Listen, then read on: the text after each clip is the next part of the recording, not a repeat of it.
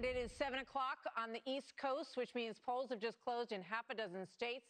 The most closely watched state at this hour is Georgia, which President Trump almost certainly needs to win if he's to secure a second term. As of this moment, too early to project a winner in this crucial battleground. It's also too early to make a call in Kentucky. Meanwhile, Biden will defeat Trump in the Commonwealth of Virginia, according to our decision desk. And the former vice president will also win in the state of Vermont. No big surprise there in the early part of this evening. We will need to look at more data before we can make a projection in the state of South Carolina. And in the state of Indiana, where Trump has enjoyed a lead over Biden in the pre-election polling, also not quite ready to make a call in Indiana. Let's turn now to the Senate, control of which is very much up for grabs tonight. The most interesting state to watch at this hour is Georgia, the only place in the country that has not one but two Senate races on the ballot. Either of those could help determine control of the chamber. But here's the kicker. We might not find out who will fill either of those Senate seats until January. That's because of a Georgia state law requiring candidates to win more than 50% of the vote tonight or face a runoff election 9 weeks from today. And in the regularly scheduled Georgia Senate race, incumbent Republican David Perdue is battling Democrat Jon Ossoff and Libertarian Shane Hazel. As of this moment, it is way too early to project who will get the most votes there, much less whether, if anyone, will exceed the 50% level they need to avoid the runoff. It's a similar story in Georgia's special Senate election, where Republican Senator Kelly Loeffler is facing challenges from a variety of candidates, including Reverend Raphael Warnock, a Democrat, and Congressman Doug Collins, a Republican. We cannot yet make a call in the South Carolina race between Republican incumbent Lindsey Graham and Democratic challenger Jamie Harrison, who managed to throw really a scare into Graham during this hard-fought campaign. A lot of money going into that South Carolina race. Could be a long time before we actually make a call in that race. Well, it only took a few seconds, but the Fox News decision desk can now project President Trump will defeat former Vice President Joe Biden in the state of Kentucky. Not a surprise there. But the Senate Majority Leader Mitch McConnell is up for election there. He was leading going into today. We'll see where that race heads in Kentucky as far as the Senate Majority Leader's fate. Okay, Shannon, thank you. We've been talking about the probability meter, and we have, looking at the state of Georgia, the vote total is coming in. You see the probability now 59% to Joe Biden. Again, here is the thing with the probability meter. This is the early vote that we're getting out of Georgia. This is likely the early vote that dumped at the beginning of the polls closing. Remember, we talked at the beginning of the night that is likely 6 out of 10 for Joe Biden in a lot of these states. Donald Trump, however, is leading, according to our analysis, on the day of vote, which comes in over the night. So you're going to see this probability meter shift throughout the night. Right now, it's at 59%. In the raw vote total, Joe Biden is leading at 56%. And we're going to see that through the night. It is 7:30 p.m. on the East Coast, which means polls have just closed in 3 more states, including 2 considered must-wins for President Trump's re-election. First and foremost, Ohio, the biggest prize of the hour. 18 electoral votes that, frankly, are considered more crucial to President Trump than Joe Biden as far as getting to 270. Candidates locked in a tight race in the Buckeye State. The Fox News decision desk will need a lot of time, probably, to analyze more voting data before declaring a winner there. However, it's not too early to project that President Trump will easily defeat Joe Biden in the state of West Virginia, one of the most pro-Trump states in America, so no big surprise there tonight. Also in West Virginia, the Fox News decision desk can now project that Republican Senator Shelley Moore Capito will turn back a challenge from Democrat Paula Jean Swearengin.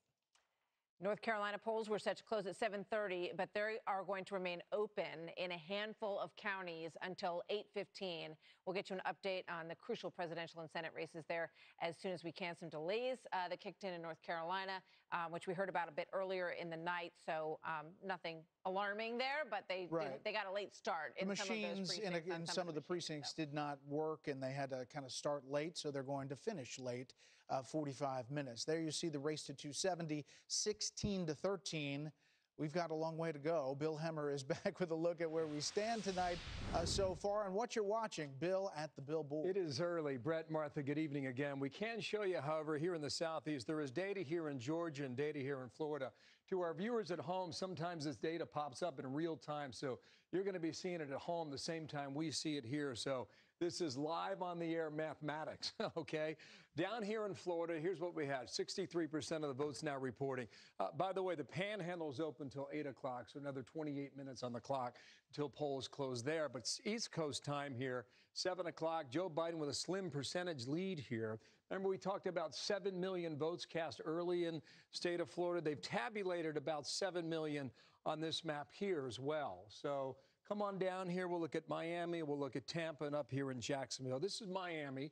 We have been told the president was doing better in this county based on Hispanic voters and African American. That appears to be the case. The reason I say that, at 54-45, favor Joe Biden. Just go back 4 years ago and see what the comparison was. Here we were in 2016.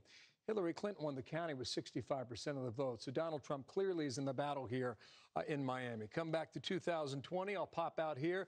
This should come up here to, this is Hillsborough County. This is Tampa. A fair amount of votes in, about 500,000 votes here. Joe Biden with a 12-point lead on Donald Trump. Why is that, and how does that rate with 4 years ago? Let me pop back here to 2016.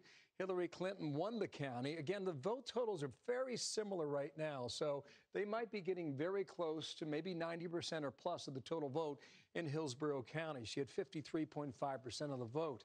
Joe Biden at the moment is doing slightly better than Hillary Clinton at 55.4, so we'll watch that.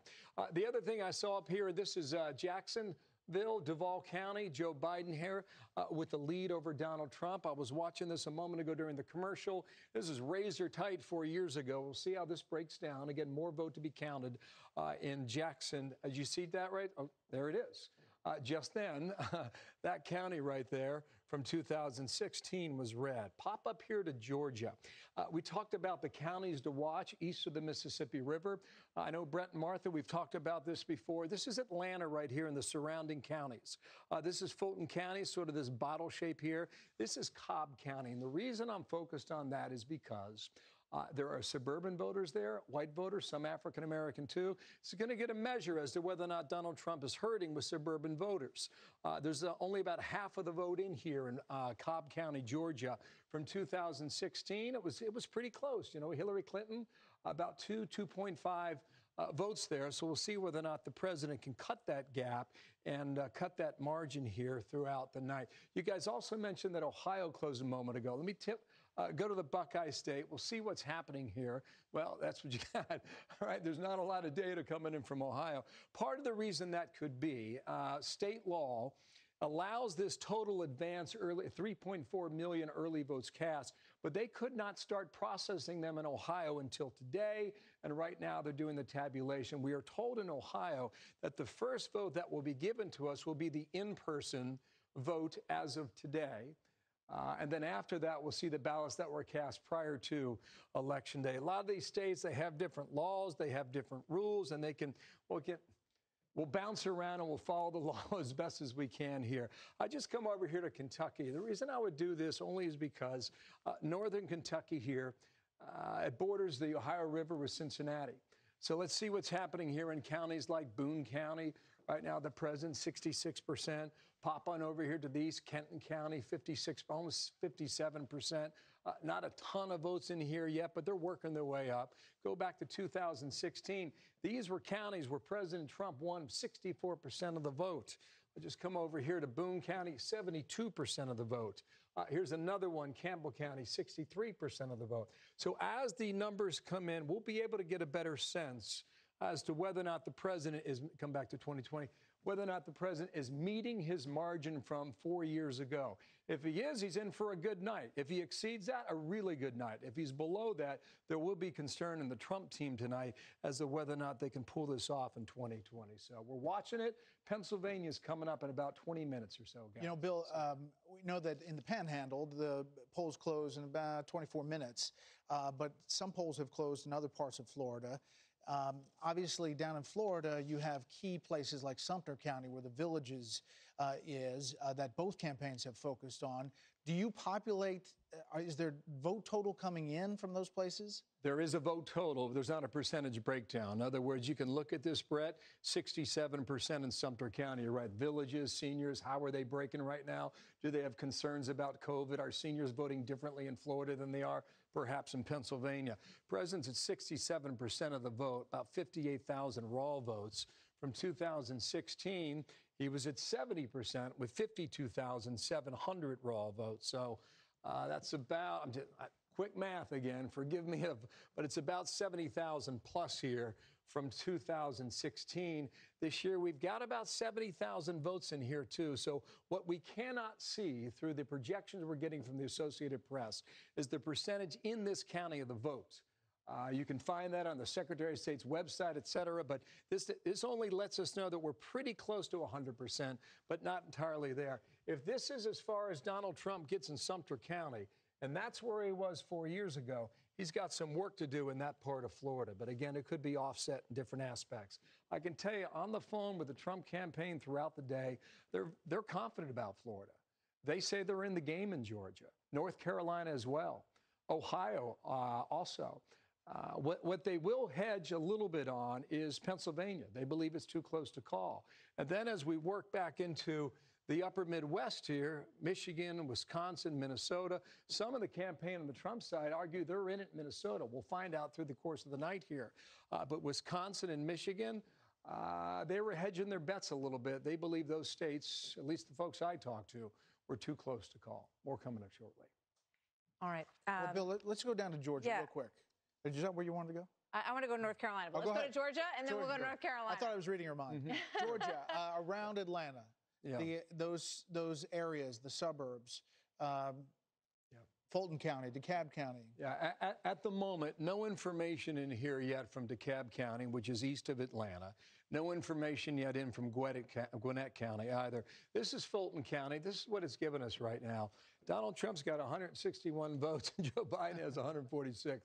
I guarantee you there are more people on the sidewalk tonight in downtown Atlanta than the votes coming in there. So it's early in the night for Fulton. But I really think this is something to watch. Cobb County, how does it break? There's a lot of data that's coming in there so far. I'll just pop around here and just give you guys a better sense.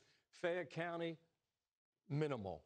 Over here in Henry County, just a few numbers here around Atlanta. So we've got a long way to go in the state of Georgia as it stands right now at 7:38, 7:40 in the evening. Martha, you mentioned North Carolina. Yeah, I just want to mention before you go to North Carolina from Georgia, apparently at the State Farm Arena, they were delayed 4 hours because of a water pipe burst in that room. And they don't expect, as you say, Bill, that Fulton County will come in for quite some time. That's home to a 10th of the voters in Georgia in that Atlanta region. Time. And it's going to give you a measure of suburban votes in the northern part of the county. Yep. It's going to give you a measure of African Americans who live in the city of Atlanta itself. So we'll watch this. North Carolina apparently had about a half dozen precincts that got started late earlier today. So they have extended the vote there for about a half hour, 45 minutes. We thought we'd be getting numbers at 7:30 East Coast time. That's not the case. Look to them to come in around 8 o'clock, 8:15, and we'll see what this balance is for the state of North Carolina so far. But one of the things that we're all looking at is whether or not President Trump will be driving up these numbers in these rural areas, because that was one of the early indications in the evening in 2016 that the balance had shifted and that they were finding voters that they, that nobody had really campaigned to all that much, frankly. And they have said all along, Bill, that that is the key to their success again tonight. Is there any indication in anything that you're seeing that that's happening? I know you just showed us one county where he was falling short of that in Florida. Yeah, this is North Carolina from 2016. It's a great point, Martha. It's sort of the area that we're focused on. Donald Trump flipped 6 counties in North Carolina from 2012 to 2016. This is one of them. This is Robeson County. He was nearby there in Fayetteville just a short time ago, 52.5% of the vote from 2016. For comparison's sake, to let you know how well he did here in 2016, look where you were in 2012. Barack Obama had 59% of the vote in that county alone. So this year in 2020, I'll go to 2016, does he match that? Even at 20,000 votes, if these races in these states are this tight, that makes a big difference in the outcome for the 15 electoral votes in states like North Carolina. Another one here. This is white. It is rural. It is a part of the country that Donald Trump has been holding these campaign rallies at for some time. It's Rutherford County. It's right next to Asheville, North Carolina, the western part of the state. 74% of the vote. Again, it's only 21,000, but that can make a big difference in a race that's very tight. 74%. Does he meet the margin of that percentage this year? Does he exceed it or does he get below it? So we'll see shortly here when this map starts to fill in North Carolina. Coming up shortly. Bill, one more. Let's go to Ohio. First of all, you're right. The Trump campaign feels confident not only about Florida, but Ohio. And looking at our voter analysis survey, they have reason to be about some of the numbers that we're getting out of there. You're from Ohio. Yes. You know it well. But you look at those counties along the border to tell a story. I tell you, 4 years ago, guys, when we were here, that was the indication to me that this was going to be a very close race between Donald Trump and Hillary Clinton. I'll tell you what I'm talking about. Up here in northeastern Ohio, these were deep blue 8 years ago. You know, you think about Ashtabula and Trumbull and Mahoning. That runs right along the Pennsylvania border. Who are these voters? They're blue collar. They're steel workers. They've been voting Democratic for generation. And in 2016, look what they did. They flipped. These are significant places here when you get a 60-40 split in Ashtabula, down to Trumbull, 53%.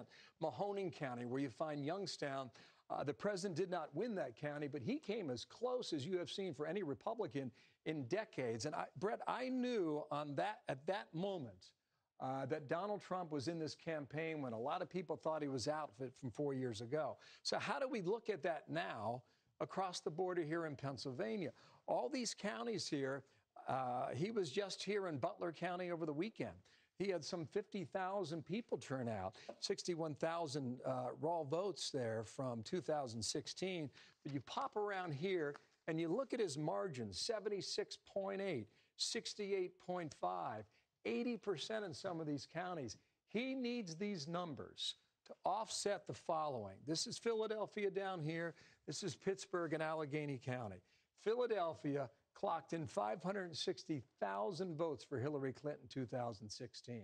So you got to offset it in the countryside if you're going to overcome that in the city of Philadelphia. All right, you do that better than anybody. So we're going to come back a lot, okay. And we'll be checking in throughout the night. Thank you, Bill. We have a race to call, and that is for the Senate Majority Leader, Mitch McConnell. We can now project that he will win that Senate race against Amy McGrath, the Democrat. She spent $73.4 million on this race. We're looking at it not being that close. And Mitch McConnell will go on to another term. We just don't know whether he will be Senate Majority Leader or Senate Minority Leader by the end of the process tonight.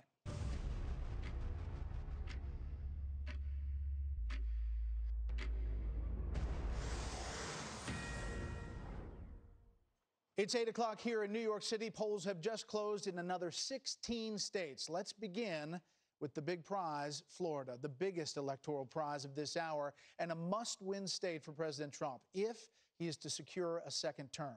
The Fox News decision desk is currently poring over a lot of voting data from the Sunshine State, a lot of actual votes, plus what we know from voter analysis, but it's not ready to project a winner there.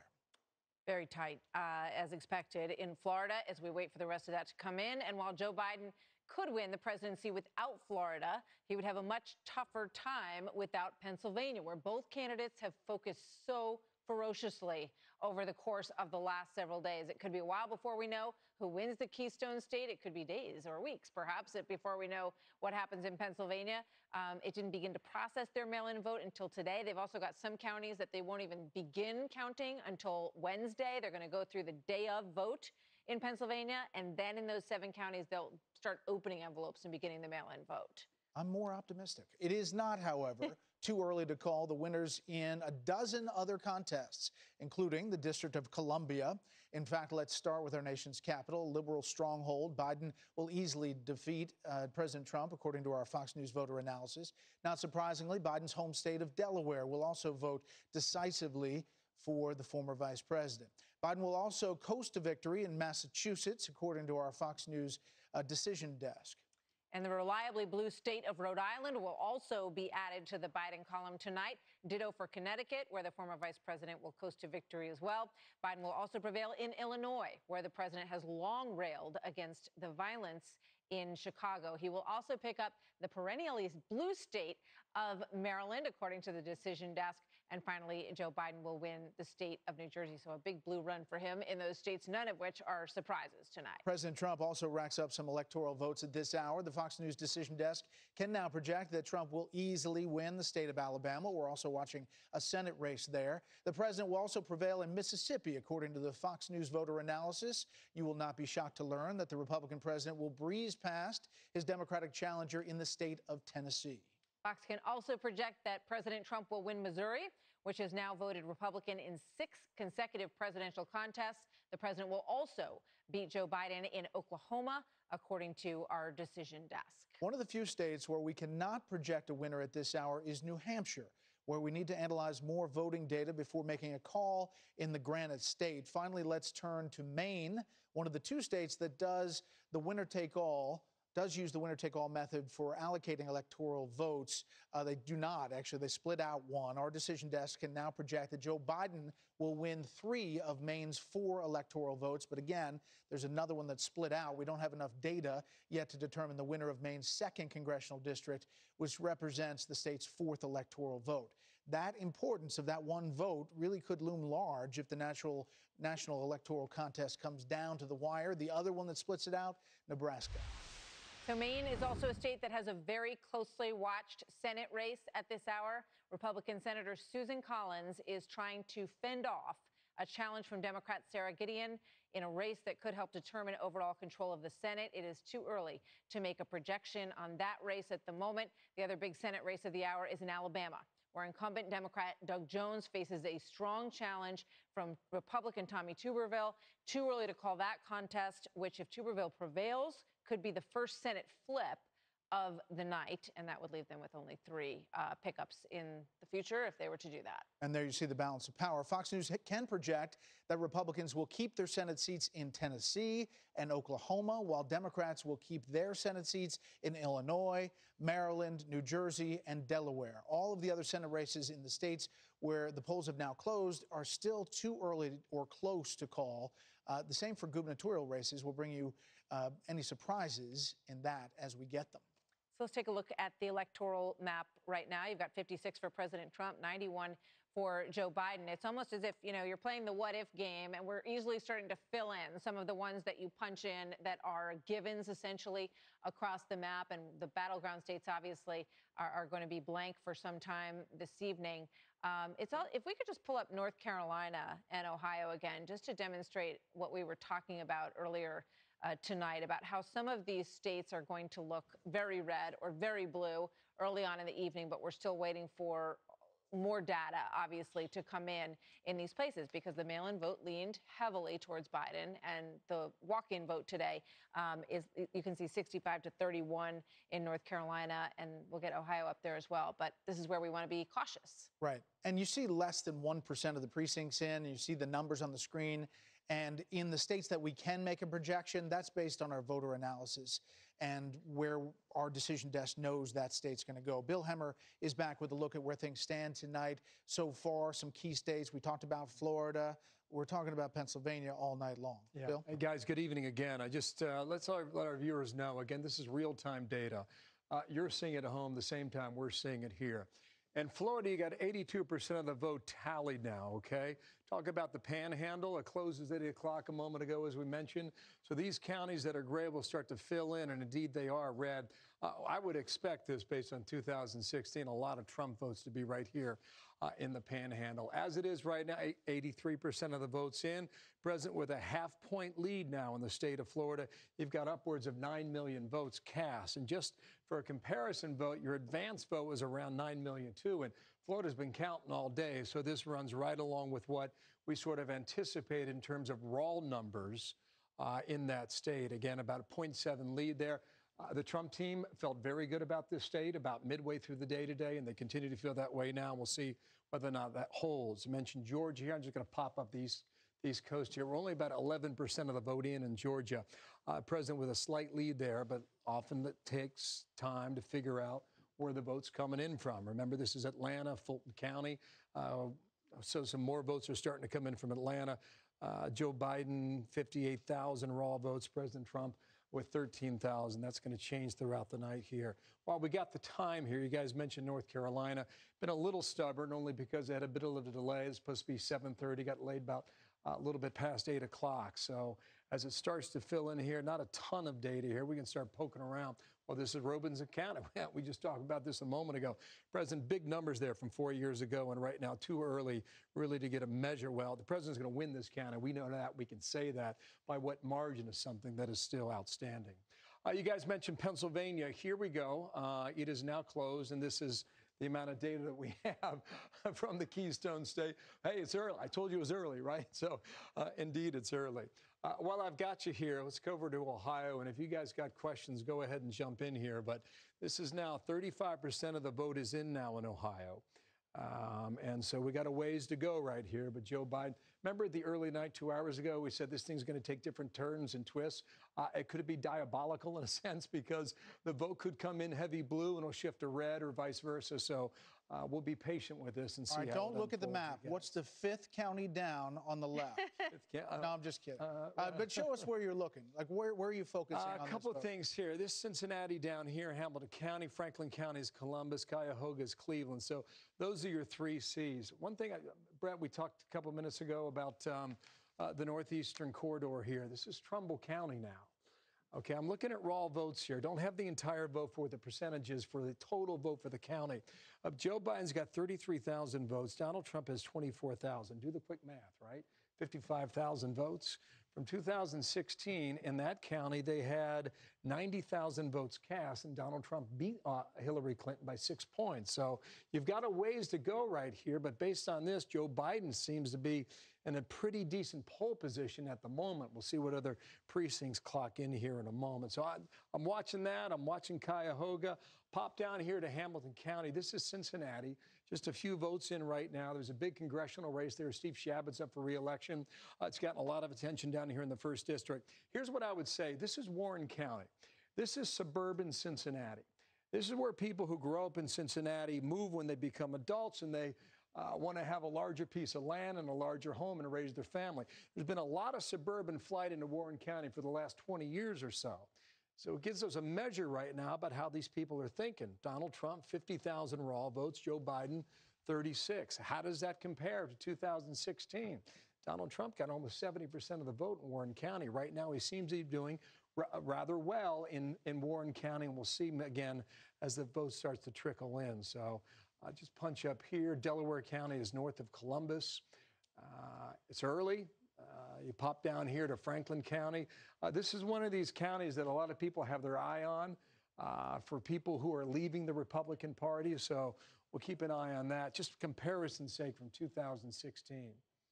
All right, 63. It was 2-1 from 4 years ago. And at the moment, at this stage in the night, Joe Biden is faring better, I should say. Raw votes, just quick math in my head here, guys. I'll say 350,000 total votes in Franklin County so far. 4 years ago, you're in excess of 600,000. So we've got some votes to still come in this part of Ohio. Bill, let's take another look at Florida. And I just want to take a look at some of the voter analysis questions on coronavirus from Florida voters. And the question is, say if you have had this experience during the coronavirus pandemic, you or someone in your household has lost a job or lost income. 56% of the people who said yes to that question are Biden voters. 41% of them are Trump voters. Have you lost a close friend or family member to the virus? Among those who said yes, 65% are Biden voters and 32% are Trump voters. These are Florida numbers. And obviously, Florida, fared well in the beginning and then got pretty hard hit by the virus. Your thoughts on that and where we might see counties that would be responding that way? I think it's a very interesting point you make, Martha. And we can throw this map around for COVID as it affects the world and also how it affects the U.S. So I'll show you that throughout the night. You're right about Florida. It peaked in July, but then they started to get a handle on it. So, how are these folks feeling down here in Florida? I think the example we used in a moment was the seniors in Sumter County and how they feel. So, all right, so far, the margin for Joe Biden is slightly better than what Hillary Clinton did 4 years ago. Right? Slightly better, just about 2 points better. Is that enough to flip the state? It doesn't appear to be right now. At 85% of the vote tallied here, the president's increasing his lead since the time we came on the air 4 minutes ago. So if that trend continues, you could in all likelihood make a call here in Florida shortly. Again, the panhandle is going to fill in. And as I mentioned a moment ago, this is deep red country here. And I would expect it to be the same case just coming up here in a few minutes when we tally those up, Martha. So, Bill, we are competing with you on the desk here. We have now our own board Go for at which, we're talking about coronavirus. You look at this heat map and you look at where this is a major factor in this country, and it goes from yellow to deep red. I mean, the country is essentially red or light red across the board. Florida is in the deep red category as far as cases. So coronavirus is hanging over this entire election. And the question is whether it's the lockdown and the economy, as President Trump closed with, or Joe Biden saying that the president's not handling it effectively. Yeah, it's a good question. This is October 5th in Florida on the heat map, right? This is what they were doing. Go back a month prior to that. September 7th, it was rather red. You look down here at the change per weekly. Let me just throw you back a couple months here and see where we were back in, let's say, come on, Mr. Machine. So this is June 15th, right? This is Florida. Pretty good condition at the moment there. Change in a week, though, was up 19% in cases. All right, so now I'm going to fast forward through the months, okay? Mid-July, you're up 37% in change per week. That is a massive amount of a COVID explosion, you could call it. August 10th, though, you're back down to 9%. Then come into September, you're down to 4%. You see the trend here, right? We talked about them peaking, and then as of today, even though the map shows red, you're at 4% of an increase of cases from month to month. What that shows is that Florida had that spike and they got it back under control. What we can't say, I don't think for the moment here, is how all that factors into this vote and whether or not it's a determinant factor as to whether who wins this state. But at 86%, we can keep talking here, guys, and we're going to see these numbers change. And since we've come on the air here, Donald Trump continues to increase his lead in Florida. That's a lot of vote, 86% of the precincts in. I would agree, yes. I think you're exactly right about that, Brett. If you follow this vote throughout the day, Democrats had a clear lead in that early vote that came in before today. They were well in the lead. Donald Trump won the state by 100,000 votes in 2016. There are some observers throughout Florida today that are looking deep into these numbers, and they think he can ultimately win this state perhaps by 3 points. If that's the case, you're up 300,000 votes in Florida, and then we would move to a different contest, perhaps up here in Georgia, to see whether or not the Southeast stays red in 20. That's the first part of the Trump path, is the Florida part. Bill, we'll head back in just a minute. We've got a call real quick. Stand by, Tucker. President Trump will win the state of Indiana, home state to Vice President Mike Pence. We can make that call. The Fox News decision desk projecting that the president, will win Indiana. It is now 8:30 p.m. on the East Coast and 7:30 p.m. in Arkansas, the only state where polls close at this point in the evening. Fox News decision desk can now project that President Trump will easily defeat former Vice President Joe Biden in the state of Arkansas. Also, polls have now belatedly closed in North Carolina, a must-win state for the president if he's to secure another term. Democrats hope to turn this reliably red state blue, I should say, this year, although it's too early to determine whether those efforts will succeed. We're also watching the North Carolina Senate race, which could help determine the balance of power, whether Republicans keep control in the Senate. Republican incumbent Tom Tillis facing a strong challenge from Democrat Cal Cunningham. Too early to call that race. Back to Arkansas, we can now project that Arkansas Senator Tom Cotton, who some believe will run for the Republican presidential nomination in 2024, can do so if he chooses from the comfort of his Senate seat. That's because tonight Cotton will win re-election, easily beating a Libertarian challenger, Ricky Dale Harrington. Okay, let's look at the state of Florida. That we're getting a separation here in Florida that seems to be going Donald Trump's way. Again, 29 electoral votes in for Florida, 88% of the precincts in. And if you look at the map, it keeps on populating. But the separation here could get to 3 points. If you look at some of these counties, for example, Palm Beach County, and obviously the president calls that home, 56-43, and just look back at 2016, what the spread was, 57-42. So it's kind of tracking there. But some of these other counties in the I-4 corridor, you see Donald Trump running up the lead. And I think we might be getting close on Florida because the Trump people rightly said that they felt comfortable with it. All right, a Fox News election alert. We want to give you the probability in these states. Remember what we talked about at the beginning of our broadcast, and the probability meter takes into account the voter analysis survey plus the raw vote total that's coming in. Our decision desk in Florida can say that Florida is 93% a probability, not a certainty, that it's going to go to Donald Trump. They haven't made the call as of yet. Flip that over to North Carolina, where we are still getting the vote coming in. 89% probability for Biden in North Carolina, and that is really worth digging into about what is happening in the state of North Carolina. 73% in. Let's go to Bill Hemmer and get a look at some of these counties and some of the breakdown in North Carolina tonight, Bill. 2020, what's up is down, right? What's down is up. I mean, how many times we've been doing these elections when the raw numbers come in and you really start to see the trend. This year, however, we caution our viewers the early vote skews blue. And then you get the in-person vote. Here's a very good example of that. North Carolina, you're about 75%, 73 at the moment, 73% of the vote counted. Joe Biden with a slight lead here. And you look at these counties here, largely rural in the eastern part of North Carolina. Watch this here from 4 years ago. They were all red. So I would expect a little more votes to come in here and keep that vote very close here in North Carolina. We'll see which way it breaks. I think, guys, you can poke through this map in North Carolina. You can find good news for Joe Biden. You can find good news for Donald Trump as well. So we'll continue to watch that flow in. I'm keeping a close eye on Ohio. Just a little more than half of the vote in right now, and Joe Biden a 10-point lead. Do we really think Ohio is a 10-point lead for Joe Biden? Probably not. Campaigns virtually ignored Ohio. When was the last time that happened in a national campaign? In fact, Joe Biden went to Cuyahoga County, which is Cleveland, just the other day. It was like a drive-by, pretty much. He came by there in the early afternoon and then went back to Pennsylvania. So Ohio at the moment still has a lot of vote to tally. And I would make the case, guys, that you can dribble around this map here in Ohio, too, and find good news for Donald Trump in the offing and find good news for Joe Biden as well. Here's one. I mentioned this earlier. This is Delaware County. These are the suburbs of a growing Columbus, Ohio, just to the north. This is where our friend John Kasich lives, by the way. You see these numbers for Joe Biden? This is what I would, Martha, you mentioned the suburban vote, how we're tracking that right now. This is where you find it here.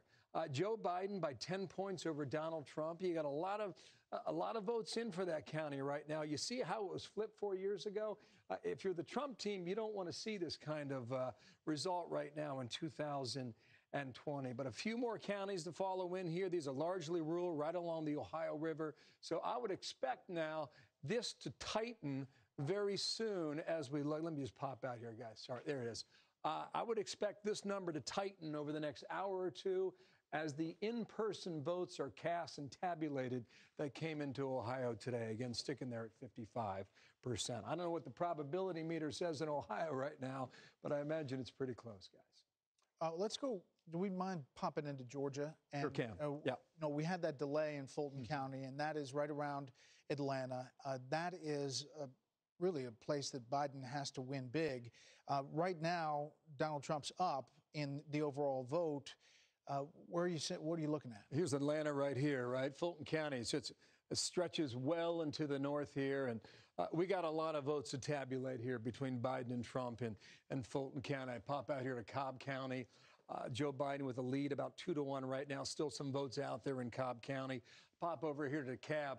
DeKalb County is not going red, I can tell you that. It is a deep blue county just east of the city of Atlanta, and so very few votes right in from DeKalb County. Pop up to Gwinnett. Numbers are starting to get higher here, 2-1 for Joe Biden. But and again, then 2016? 2016, specifically in Gwinnett, It was 53-47. That was the margin from 4 years ago. Fulton County, I mean, that was a clear winner for Hillary Clinton. Pop over here to the cab. I just mentioned this. She got 80% of the vote in 2016. So you got a long way to go here. But all these counties around Atlanta, Georgia, that's where the Democrats are going to pick up a lot of votes, Joe Biden tonight. And we'll see how the rural area fills out throughout the evening. Good stuff. We're going to dig down with you in all these counties in the big states, and we are getting ready for some big calls 39 seconds away from the next poll closings. And this includes a number of states and a number of possible calls that also affect the balance of power potentially in the U.S. Senate. Remember, we are tracking not only the presidential race, but who controls the U.S. Senate, which is a major question at this hour. Yep. We know Mitch McConnell has secured his seat in Kentucky, but we're waiting for a lot of big states to come in. Georgia, as we have mentioned, is probably not going to be known this evening, but places like North Carolina, where Tom Tillis has been in a tight race against Cal Cunningham, is one we're going to be watching for, hopefully over the course of tonight or the next couple of days as we get ready to make the next set of race calls. And it is now 9 p.m. on the East Coast, and the polls have just closed in 14 states across the country. Several of these are considered crucial battlegrounds for whoever will win the White House. Let's start tonight with Arizona, a state that could make or break President Trump's bid for a second term, although the president spent the last 8 months trailing Joe Biden in Arizona's pre-election polls. He did manage to close that gap in the campaign's final days. Still, as of this moment, our decision desk has no decision to announce on the Grand Canyon state. Nor can we make a call in Texas. Democrats have been trying to turn Texas blue for several presidential cycles. A win by Joe Biden tonight would obviously be devastating to Trump's campaign. The Trump campaign thinks they can pull that out in Texas, but it might be close. And then there's the upper Midwest, which played such an important role in President Trump's upset victory over Hillary Clinton back in 2016. 3 states from that region are up for grabs at this hour, which Democrats are ahead in all 3 at this moment, according to the Fox News voter analysis, although it's too early to project the winners. In Wisconsin, where pre-election polls favored Joe Biden, although it should be remembered that they incorrectly showed Clinton winning 4 years ago. Michigan, where President Trump barely squeaked a victory than candidate Trump in 2016, and Minnesota, where Trump narrowly lost in 2016, and they invested some time in Minnesota this time around.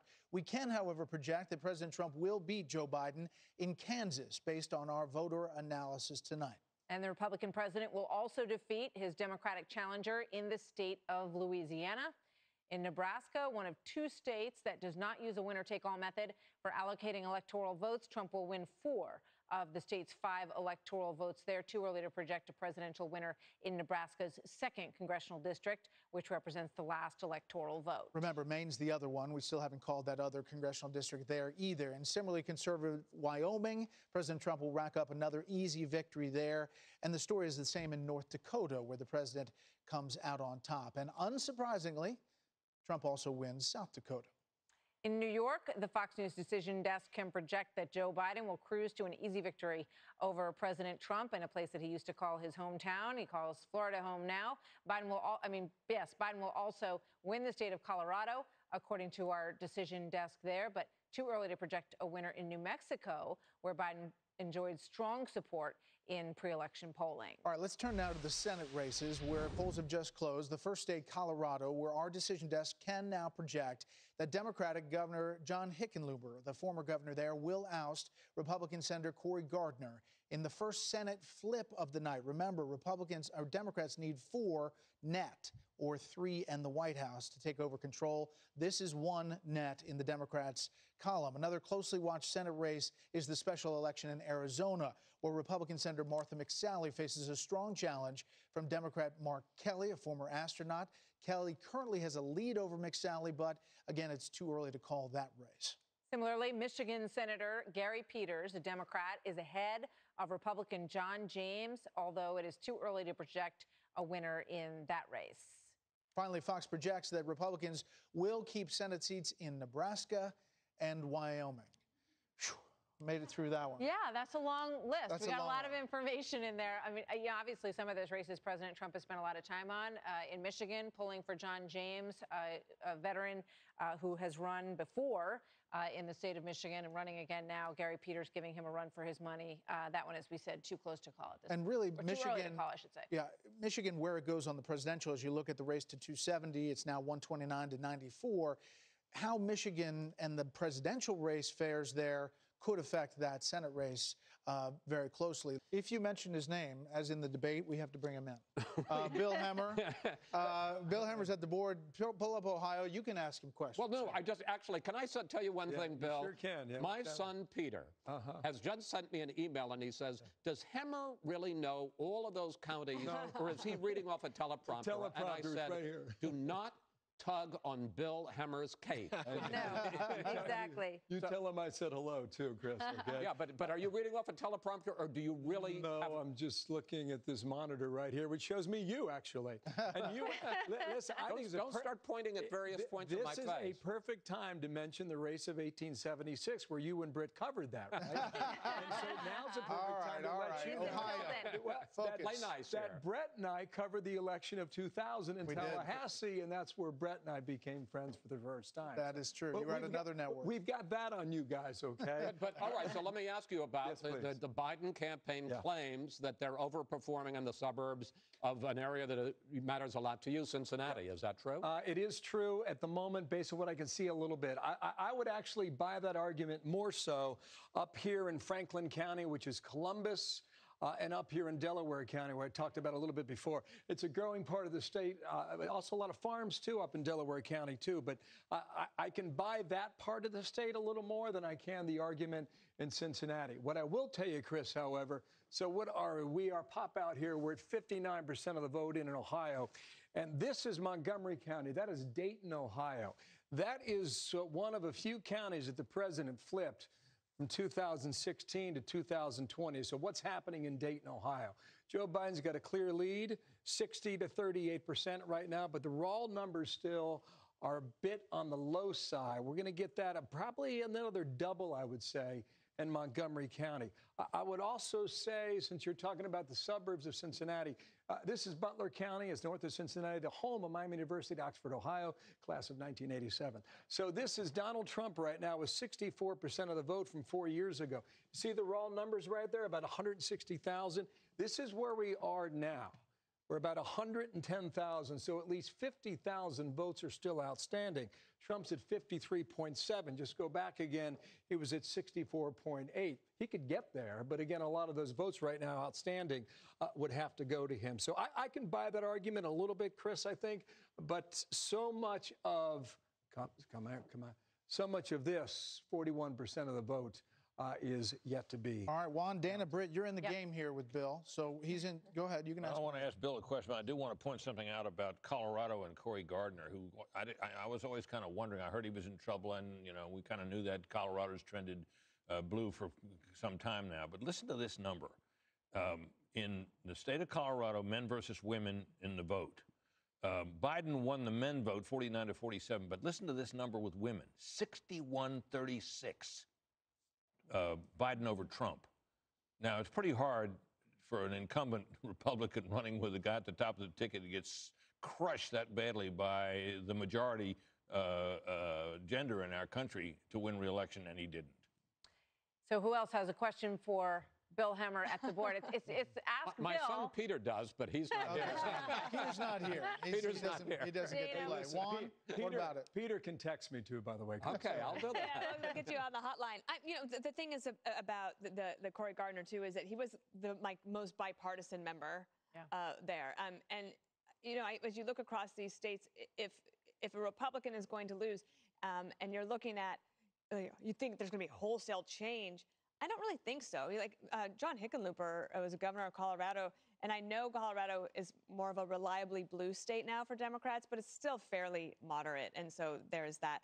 I guess, you know, Bill, one of the things that I was wondering is, like in Colorado, how much, like we're talking about the suburban vote a lot, And I don't know if we can see that on Can't the really map see there. it just yet. It really hasn't filled in just yet there, Dana. Well, that's a terrible question then. That's okay. I'll do better next time. How about North Carolina, like Charlotte, Mecklenburg, all that I think stuff? this is really interesting, guys. You have about 22% of the votes still to be tallied here. Joe Biden's sitting in a pretty good spot at the moment. You mentioned Mecklenburg. This is Charlotte right here on the map. He's got a 2-to-1 lead right now. Fast math tells me about 500,000, about 500,000 votes there. So that's about the mark where we were last time around 2016. Just hold on to these percentages and watch where we are now. So you're at 68.4%, a little better than Hillary Clinton did 4 years ago.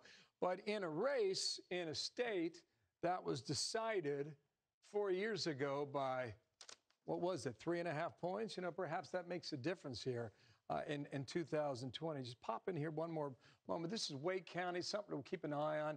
Heavily Democratic. You get a lot of votes out there. Over here in Raleigh as well, you're going to get a lot of votes there. He's up at 80%. But still some votes outstanding, as we can see, from 2016. Well, Hillary Clinton met the number at 81,000 as well. So you're about 200,000 in Raleigh total votes from 4 years ago. Still have about 35,000 votes outstanding in 2020. Joe Biden's right at the mark where she was 4 years ago. Pop down here. I mentioned this when we came on the air a couple hours ago. This is Robeson County, one of 6 counties that President Trump flipped from Barack Obama from 2016.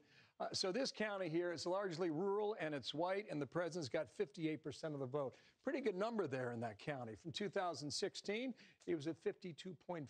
So what's going on out there? Is the rural vote starting to come in? Is it starting to materialize? Remember, we were told and we were warned to tell our viewers, and we'll remind them yet again, that early on in the night, the numbers were going to skew blue, and then the in-person votes would come in places like North Carolina, in places like Georgia and Florida. And that seems to be a bit of the pattern we're seeing right now. But at the moment, well, come back to 2020. This is too close to call, but you can see how it's starting to go more and more narrow in the Tar Heel state. I'd love to bring in Karl Rove and get a look at Texas and the vote that is coming in there so far, Bill. About 50% Joe Biden, 48%, 48.5% Donald Trump.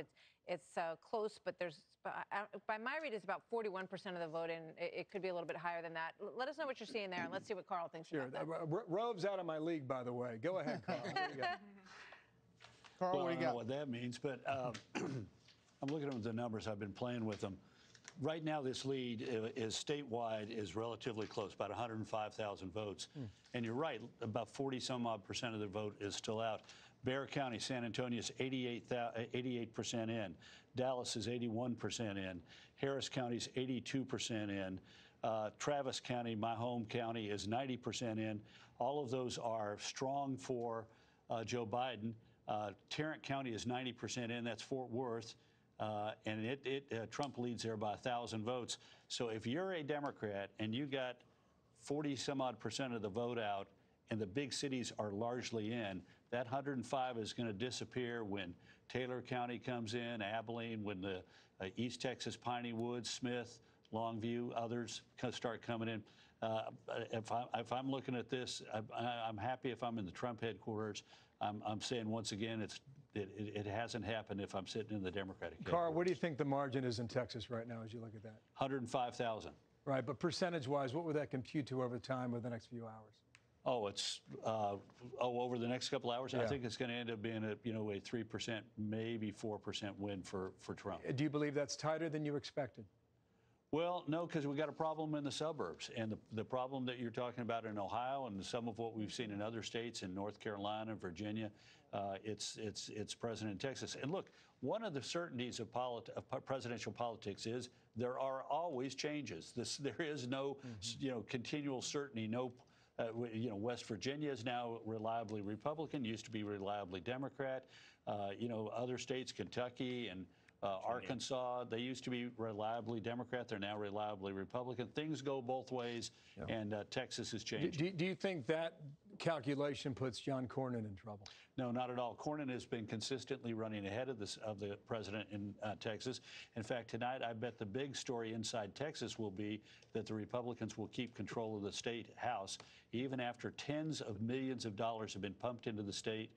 There's a guy I've never heard of in Silicon Valley who spent $11 million in state house races, which means if you got 25 races that everybody was sort of looking at, $500 to $1 million in each of those from either Bloomberg and Barack Obama and Eric Holder, who had an effort involved in this, or the Silicon Valley guy and a bunch of others. The money that they've poured into an attempt to grab control of the Texas House so they can control redistricting for the U.S. House of Representatives that has to be done next year in our legislature is extraordinary. And you can understand why. I mean, we're a growing, dynamic state that next year will gain 2 or 3 seats in the U.S. House of Representatives. And so the Democrats went all out, and it looks like we're going to keep control of the House. See, Brett, today. I told you knew it, right? Yeah. I mean, come on. Never in doubt. Never in doubt. There, Right and he's there, all got the his scribbling. He's got his scribbling. I want to go back to North Carolina really quickly, because that seems like a race where Joe Biden, for all of the time that he put in there, and they had Kamala Harris down there, Joe Biden visited there, it seems as time goes on that he's expanding that lead. Yeah. North Carolina? Yeah. I think this is getting tighter and tighter the more we talk, guys, frankly. I mean, look where it's drawn in the time that we just came on a few moments ago, and you still have 20% of the vote outstanding. Remember, blue skews early, right? Then red comes in later. I think this is going to be razor tight right now as we examine the remaining 20% of the ballots that are still out. That's North Carolina. Just pop down here to Georgia. Reminder to our viewers, this is real-time data now. So you're seeing it when we see it here. You got a large portion of the vote that's out here in Georgia. The president's sitting in the cat seat right now for a moment. We'll see how much this changes. We talked about Atlanta a lot. Keep an eye on that. Fulton County, checked this a moment ago. Really, the numbers haven't moved. Martha, what did you say? There was a water main break there? Yeah, that paused everything tonight. If that's the obstruction here, we've got a lot of votes still to be counted down there in Georgia. I don't believe we have called Florida yet. Nope. But right now, you're looking at north of 3 percentage points in Florida. And I'll tell you, Brett and Martha, the inside numbers guys in the Republican Party in Florida, even at midday today, said Donald Trump, based on the current track of in-person voting today, that he would win the state by upwards of 4 points. That's still possible with 9% of the vote out in the Sunshine State tonight. It looks like he's going to win that today. Thanks, All right, Bill. Bill, We'll be back to you shortly. The Fox News Decision Desk can now project that Democrats will retain control of the House of Representatives and expand their majority by at least 5 seats. That's a major boost for Democratic House Speaker Nancy Pelosi, who has pledged to roll back much of President Trump's first-term agenda if he loses re-election. So, all right, welcome back, everybody. As we await calls in the battlegrounds, we've been watching all campaign season long. We're going to check in with our decision desk, crunching those numbers for us tonight. But we begin with our politics editor, Supreme, Chris Stirewalt, standing by. Chris, you've been watching. You move in there, right? Yeah, no, we've got pulses. It's all working. Dana Perino sent us a bunch of candy, so everybody's jacked. This is what Jack looks like in the Nerdquarium. All right, we are going to grill you here. Here's the grilling. We're going to start in the Commonwealth of Virginia, which we made a call very early on that it was going to Biden. We have the yellow check mark right there. There are a couple other organizations that have pulled back that call based on what they're seeing. And obviously, we're looking at the vote totals right now at 1.2 to 963. So where are we on Virginia? Well, let me put it to you this way. If the projections that these others you speak of were to hold true, the incumbent. So for Republicans who are excited about Virginia or Democrats who may be despairing, this is a reflection of what we've been talking about all along. There are tons and tons and tons of votes out that have not yet been counted. We have a high expected count for votes in Virginia, and our call will hold. We feel very confident. Because it's 47% precincts in. So it's just confusing for people who look at it on the screen and they say a yellow mark, but wait, it's 55-43. How can they do that? Explain how exactly you can do that. because thanks to the Fox News voter analysis, we have all of these completed interviews with all of these Americans. People who voted early, people who voted in person early, people who mailed in, people who voted on the day of. So once we can match that up with the vote that's coming in, we know how good our surveys were. We know how good of a job we did, along with our partners at the Associated Press and the University of Chicago National Opinion Research Center. We can see, how did it cook up, right? Is the turkey done? And the turkey's done in Virginia. You're sure? Yep. Okay, if it's not, you're coming back. Yeah, you're coming back. I'm happy. I'm happy to, as a West Virginian, I'm always happy to come back and talk smack on Virginia. Okay, well, let's go to Florida, right? Yep, let's go to Florida. What do you think? Florida, it's 93% in our probability meter. Let's call it. Well, if a probability meter was a decision desk, what would we do? You would just get rid of us, and Dana would save all that money on candy. Now it's 95%, by the way. The president is leading in Florida. It's not unreasonable for his campaign to be optimistic about Florida, but we would also remember that Florida is a land of alligators when it comes to calling races. And there's just no reason for us right now to take a chance on calling Florida, where there is still a considerable amount of vote out, and we're not quite sure given the high numbers of early votes. So we're just not quite there yet. What about this thing about the absentee ballots requested in different states, Florida, North Carolina, and the ones that came back received? We know that there's a percentage every year, as Karl Rove talked about, that they just don't vote. It's usually 5-8%. That don't get returned. But there's, when you're talking a big number, like hundreds of thousands of absentee ballots that have not come back. Well, one of the things that makes it challenging for everybody, whether you're watching at home, whether you're on a campaign, whether you're a forecaster, whatever, when you turn up the volume on early and absentee votes by 50%, right? When you have this massive increase in all of these votes, it's going to make these numbers screwy, right? It's going to make things look different. What we do mostly in our work is compare this year to that year, this year to that year. How does it look now versus how did it look then? Because there are incremental changes in demography and incremental changes in turnout. This is one of the most significant changes in the way we conduct elections in our lifetimes, to go from basically 40% votes early and absentee to 60% in early and absentee. And if that's the kind of change you're looking at, you're going to see huge numbers of weird stuff if you compare it to 2016. By the way, don't worry about it. The sizes of Donald Trump and Joe Biden, accurate. Yes, they're correct. They are actually that to scale. It was nice of them to come and stand on either side of the map with us tonight as we figure all this out. Let's bring in Bill Hemmer to continue the grilling. Bill Hemmer, you got Chris Starwall. I think Chris is better in the bow tie, but I still like him nonetheless. Chris, good evening to you. I will tell you at the moment, this is Ohio for our viewers at home, because the last time we talked, Donald Trump was trailing. Now he's taken a lead in the state of Ohio. He won it by about 7.5 points from 4 years ago. Last time we talked North Carolina, I mentioned it was getting tighter and tighter.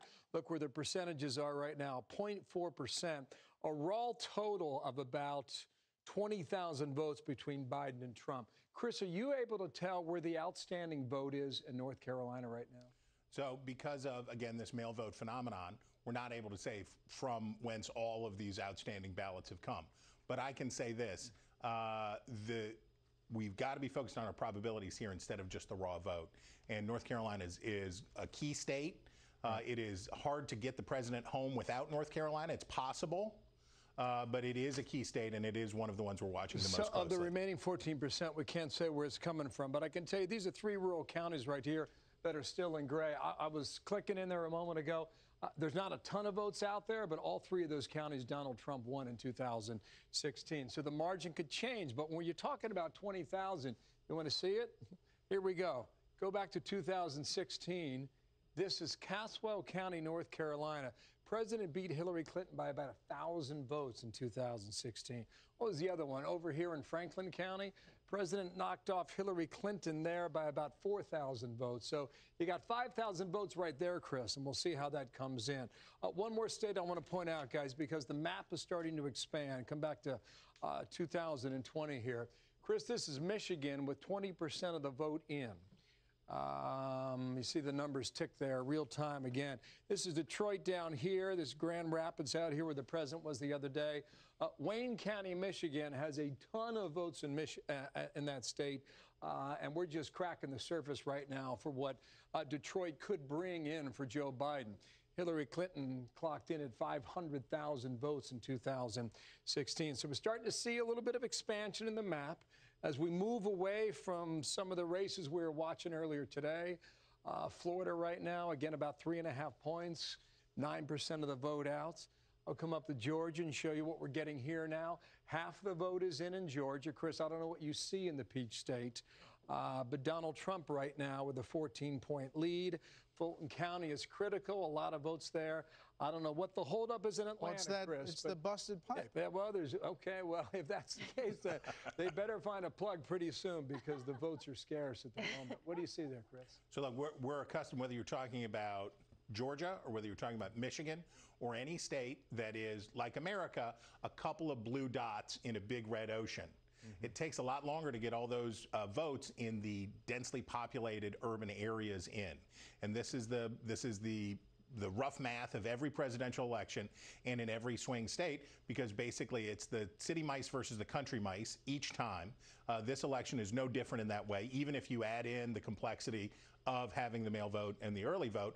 The truth is it's so much more densely populated in those cities. It just takes longer to get through in those counties. Let me interrupt here. Is Joe Biden outperforming where we had him going in, or is Donald Trump outperforming? I think it's too early to know that. I think Chris would agree with me in some of these critical states. I think so far, how did Brother Wallace put it? He said that nobody had won a game on the road on the opposing team's home field yet. I think that's true so far.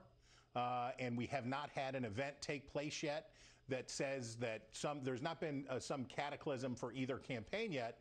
But as you guys point out, the clock is really running. And the map is expanding quickly, and a lot more electoral votes are on the table now, and here we go. I would just say, these are the blue dots in Ohio from 2000. This makes your point, Chris, right? This is Cincinnati, Hamilton County. This is Columbus, Franklin County. This is Cuyahoga, Cleveland, Ohio. I mean, it doesn't repeat itself all over the country, but that's a pretty good marker. Again, I'm showing you numbers from 4 years ago, but Michigan's quite similar. Here are the votes down here for Democrats, right? I mean, southeastern corner, Wayne County, Detroit. Pennsylvania, same year, same story. This is Allegheny County, Pittsburgh, and this is Philadelphia over here in the surrounding counties, the collar counties, so to speak. 60% of Democratic votes in Pennsylvania come from 5 counties, I believe. So that's really what this is about. It's about urban density versus spread out across the country. We've all seen the presidential map where you can walk from coast to coast on red counties, but it's figuring out how those concentrated votes are going to go. We can count on Donald Trump winning rural America, and probably in some cases by a substantially wider margin than he did before. But it's those cities that we're watching for right now. 6 million votes, Martha. 6 million votes from 2016. You're about 1.2, 1.1 now. 19% of the vote in Pennsylvania, Martha. And we'll see Pittsburgh, as we point out, also down here. Chris, a couple things. You know, when you look at, we've talked so much about the 5% undecided voter. And, you know, when I go through these states, it adds up that most people, 70 to 80% basically said they've known all along who they were going to vote for. And in a place like Ohio, they're pretty evenly split. But the 5%, the 3%, whatever it is, who were undecided, what have we learned tonight so far about which way they're breaking? Well, and don't forget, a lot of those undecided voters, or a substantial portion of those undecided voters, didn't vote, right? If you're undecided late enough, you may just say, I can't do it. I can't pull the trigger for either one of these guys. And so a lot of them will do that. We can't dispositively say nationally in which way the undecideds broke, but we know that they didn't break for Trump the way they did when he was running as effectively a challenger 4 years ago, which has been his sort of the difficulty throughout for him, which is when he was an unknown commodity 4 years ago, you had a huge number of undecided voters with an open seat, and they broke substantially for Trump at the end and took him over. There was not that kind of effect this time, and instead, as you point out, we've been living in this, it's been a Groundhog Day election. We've been living in basically the same construct of this race from day one. All right, so sorry, just one more thing. You know, what we've seen, the barnstorming over the past several days, and we saw the polls moving a little bit, and some of them going a little bit in Trump's direction. So are we to believe that that had an impact, that it drove out more of the base vote for him in some of these places, or are these numbers telling us that it didn't? Well, we know that Donald Trump's base is Donald Trump's base, and they're fired up for him. They will vote. They will stand out in the freezing cold to go to a rally. They will do anything. So turning up his base wasn't really a big problem for him. The question is, were they counter-motivators for Democrats in those urban areas who see Trump on television 5 times a day and think about the coronavirus spread factor and that stuff, and that they get fired up to go vote too? We're going to make some calls. You're not even in with the decision desk. I know. But I want to ask you one, We'll tell you what they one are. more thing. Trump's biggest vulnerability, as you see it right now on this map. Biden's biggest vulnerability, as you see it right now on this map. Just think of the Mason-Dixon line. Anything south of the Mason-Dixon line, that south of the border of Pennsylvania, that Joe Biden wins is big trouble for Donald Trump. And conversely, any contested state north of the Mason-Dixon line that Trump can win is real good news for him among the contested states. And we've got a bunch clustered right now that we're ready. It sounds like you know more than I do, but we got a lot of popcorn ready to pop. Oh. And we're watching you on Virginia. So I just want to put you on notice. Oh, yeah. We're watching. He's got all your chips on that. Thank you, Chris. You bet. So the Fox News decision desk, minus Chris Stirewalt for just a minute, has made some decisions that we want to share with you. President Trump will defeat former Vice President Joe Biden in the state of South Carolina tonight decisively. And a big one, Fox News can also project that Republican Senator Lindsey Graham of South Carolina will win re-election by defeating Democratic challenger Jamie Harrison, who managed to throw a scare into Graham, a big one, during a hard-fought campaign. Lindsey Graham will not say his website on any more interviews. He has managed to hold off and will win in South Carolina, and that is a big thing for the Republicans, Chris Wallace, because Lindsey Graham, he was threatened. They thought that Harrison could really take him out.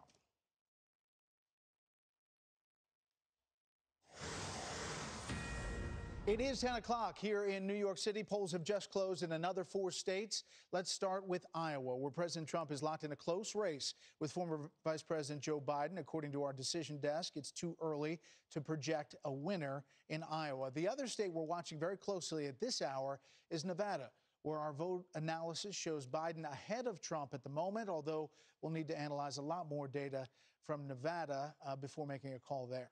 Meanwhile, President Trump is ahead of the former vice president in a pair of western states. The first is Utah, home to Republican Senator Mitt Romney, and is a frequent Trump critic, as we well know. And the other is Montana, a traditional Republican stronghold. Our decision desk still not quite ready to declare winners in either of those states yet tonight. Great point. Let's go to Bill Hemmer, who is at the billboard. Hey, guys. Good evening to you. Hi, Bill. Yeah, what have you got up there?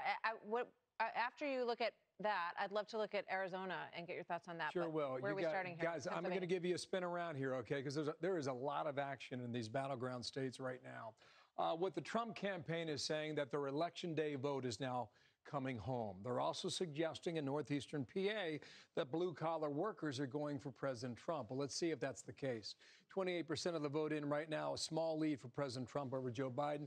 We've been saying it for a while now. Pennsylvania is not going to be able to be called tonight. Is that the case? We believe that to be the case.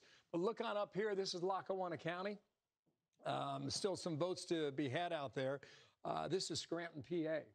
This is where Joe Biden lived until the age of 9, until he moved to Delaware in 2016. For comparison's sake, well over 100,000 votes in Lackawanna. So we got a little bit of ways to go here, just about half the vote in that county. So we'll see whether or not the Trump team thinks that blue-collar vote in northeastern PA is coming their way. A couple more things I want to show you guys. This is North Carolina now. This is 0.6% in favor of Donald Trump. We saw it flip just about 10 minutes ago. Some more votes coming in. Carl talked about this county here. That's Perkins. Just a moment ago, it clicked in. The president has about a 2,500 vote lead in this far northeastern rural county in North Carolina. So if this stays now with about 10% more of the vote in the Tar Heel state, the president's going to pick up 15 electoral votes in North Carolina, which was, by the way, it's what the Trump team said they would do tonight. Now let's go over here to Ohio. We'll see where that stands right now. The lead continues to widen for the president over Joe Biden here. You're up about 5-6 points right now. Remember, 4 years ago, it was about 7.5. So he's starting to hit his margins with 20% of the vote still outstanding. We talked about the map expanding. Well, let's show you how that's happening here. This is Michigan. Been watching this now. You got a third of the vote in right at the moment. A big part of the vote down here in Wayne County, Detroit, is not in yet, so we're going to watch that. Further west in Wisconsin,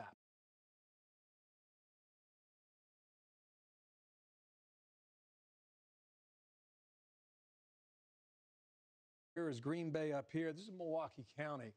You've got a lot of votes that have not yet been tallied. Milwaukee tends to run later into the night, so we'll see how this measures up. This is Dane County, by the way. That's where Madison is. That's where the University of Wisconsin is located. You had a ton of votes for Hillary Clinton 4 years ago, so Joe Biden hasn't yet hit that mark. She had 217,000 and 75%, so he's 144. So I would imagine in a liberal county like Dane County, Wisconsin, that there's more votes out there for Democrats to be had. One other thing I think is curious, the Trump team told me a bit earlier tonight that they had about half a dozen counties in Wisconsin that ran out of ballots, and they had to go out and get more. Some of them are right here in the center part of the state, Juneau County. There's not a ton of votes to be had anyway. Nonetheless, though, Wood County, just north of it, they ran out of ballots, apparently, had to gather more. Perhaps they file provisional ballots until they can fill the void for that. The reason I bring that up, you got a 6,000 vote margin at the moment in Wood County alone in Wisconsin. Why does that matter? Just pop out here a moment to 2016. I mean, this is razor tight, right? Talking 23,000, 22,000 votes in Wisconsin.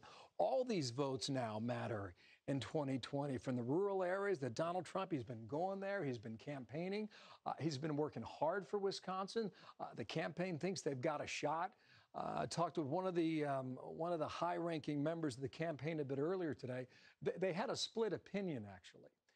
One gentleman thought Pennsylvania was more likely to flip toward Trump.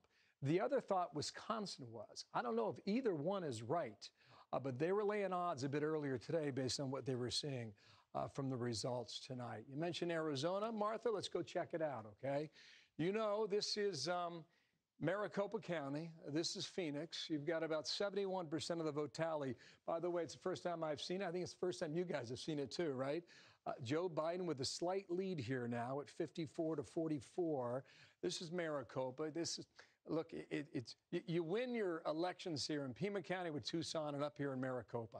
At the moment, 54-44, that's a 10-point edge. Let's see what they did 4 years ago.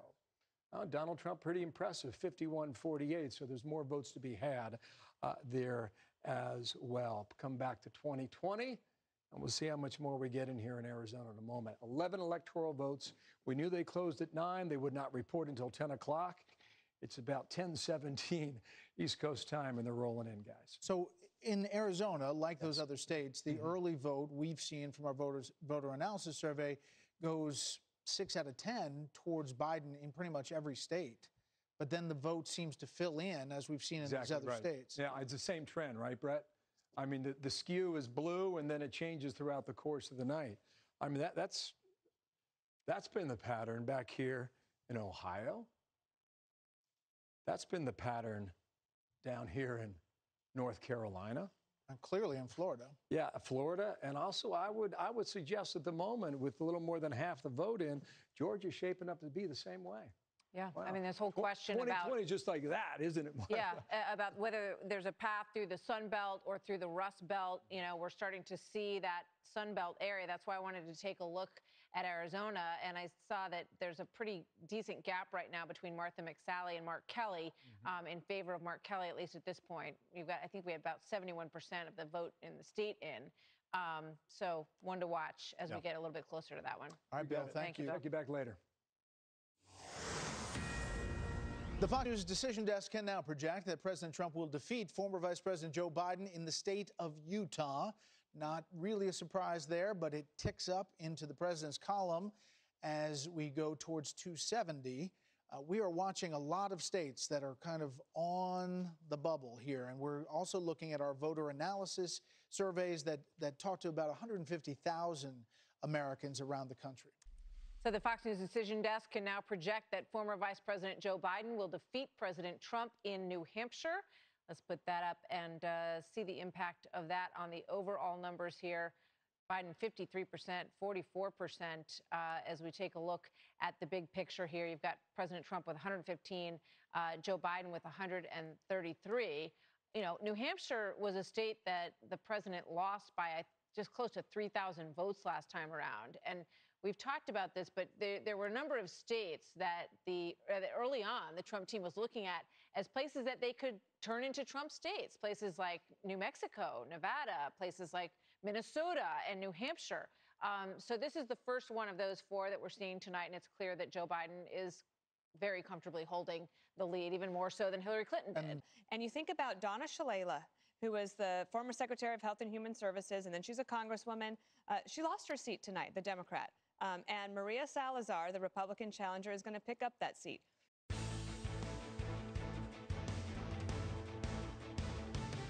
Back here on election night, let's go back to Bill Hemmer with a look at where we stand right now. Hey, a lot of places we're still waiting for. I tell you, there is so much action on this board. I'll just give a spin here in Pennsylvania right now. I mentioned a few moments ago that the Trump team thinks that the blue-collar worker is coming home in Pennsylvania, northeastern corner of the state here.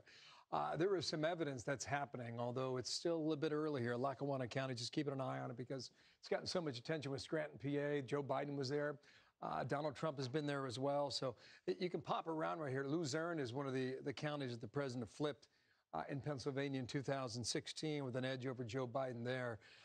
So just watching all this now develop, you know, Pittsburgh in the west and Philadelphia down here in the southeast.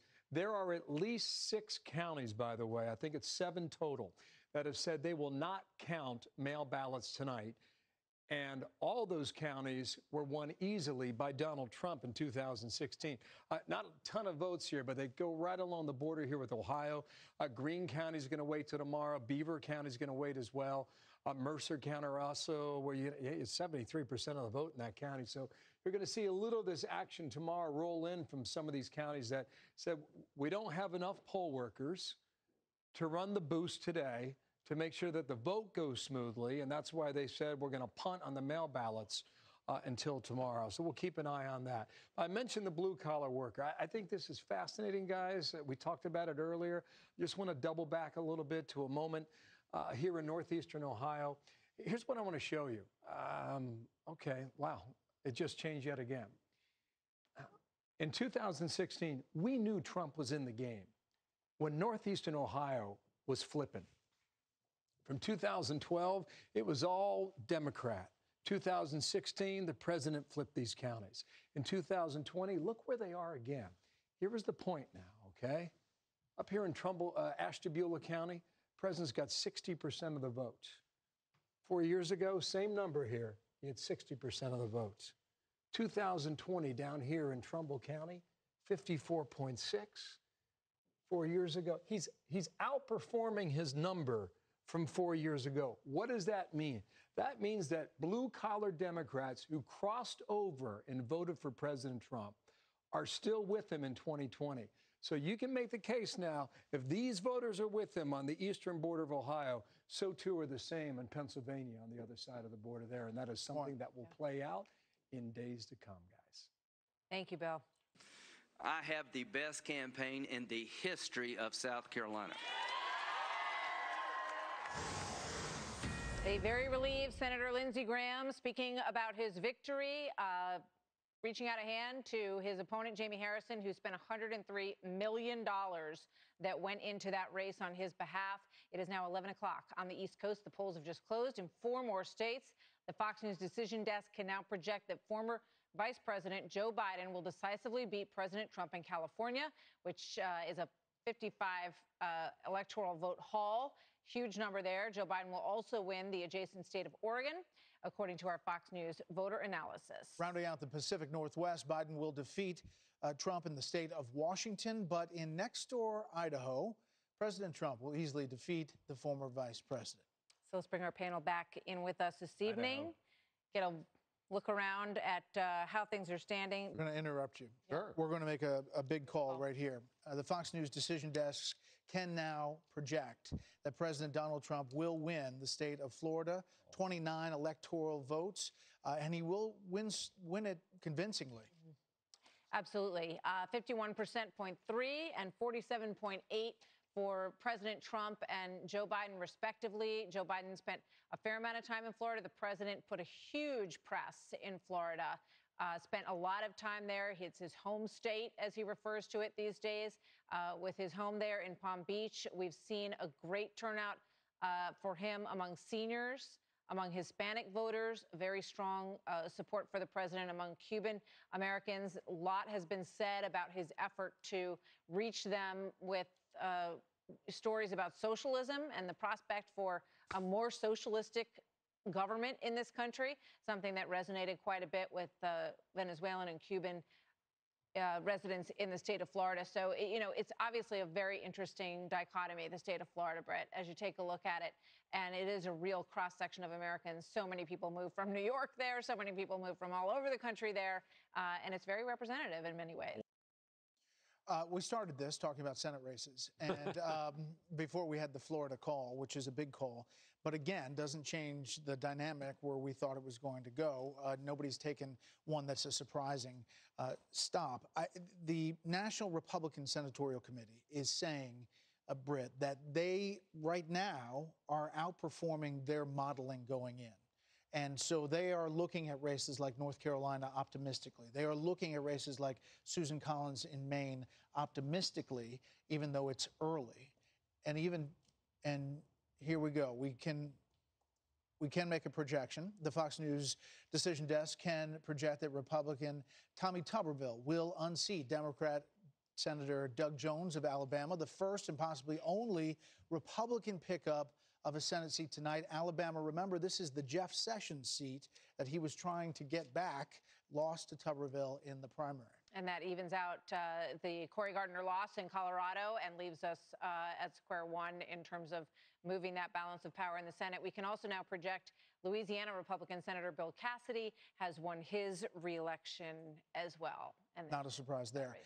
So you're looking at the net gain, and it was +1 for Democrats. Now it is back to 0. And again, they need to pick up 3 plus the White House or a net gain of 4 seats to take over control of the Senate. All right, so let's take a look at, who do we have? Do we have Bill Hemmer up there? Sure do. Hello there, Bill. Sure do. I know, it's just a voice from above in the balcony. We have a very good social distance with you, my friend. Yeah, I love listening to you guys. It's okay. It's all right. But I tell you, there's some phenomenal things happen on this map, guys. Something's moving out there. I don't know if it sticks. I don't know if it stays, but I'm going to show you. I left off a moment ago before we went to Lindsey Graham. Sorry about that, but I was talking about blue-collar Democrats. This is Mahoning County. This is Youngstown, Ohio.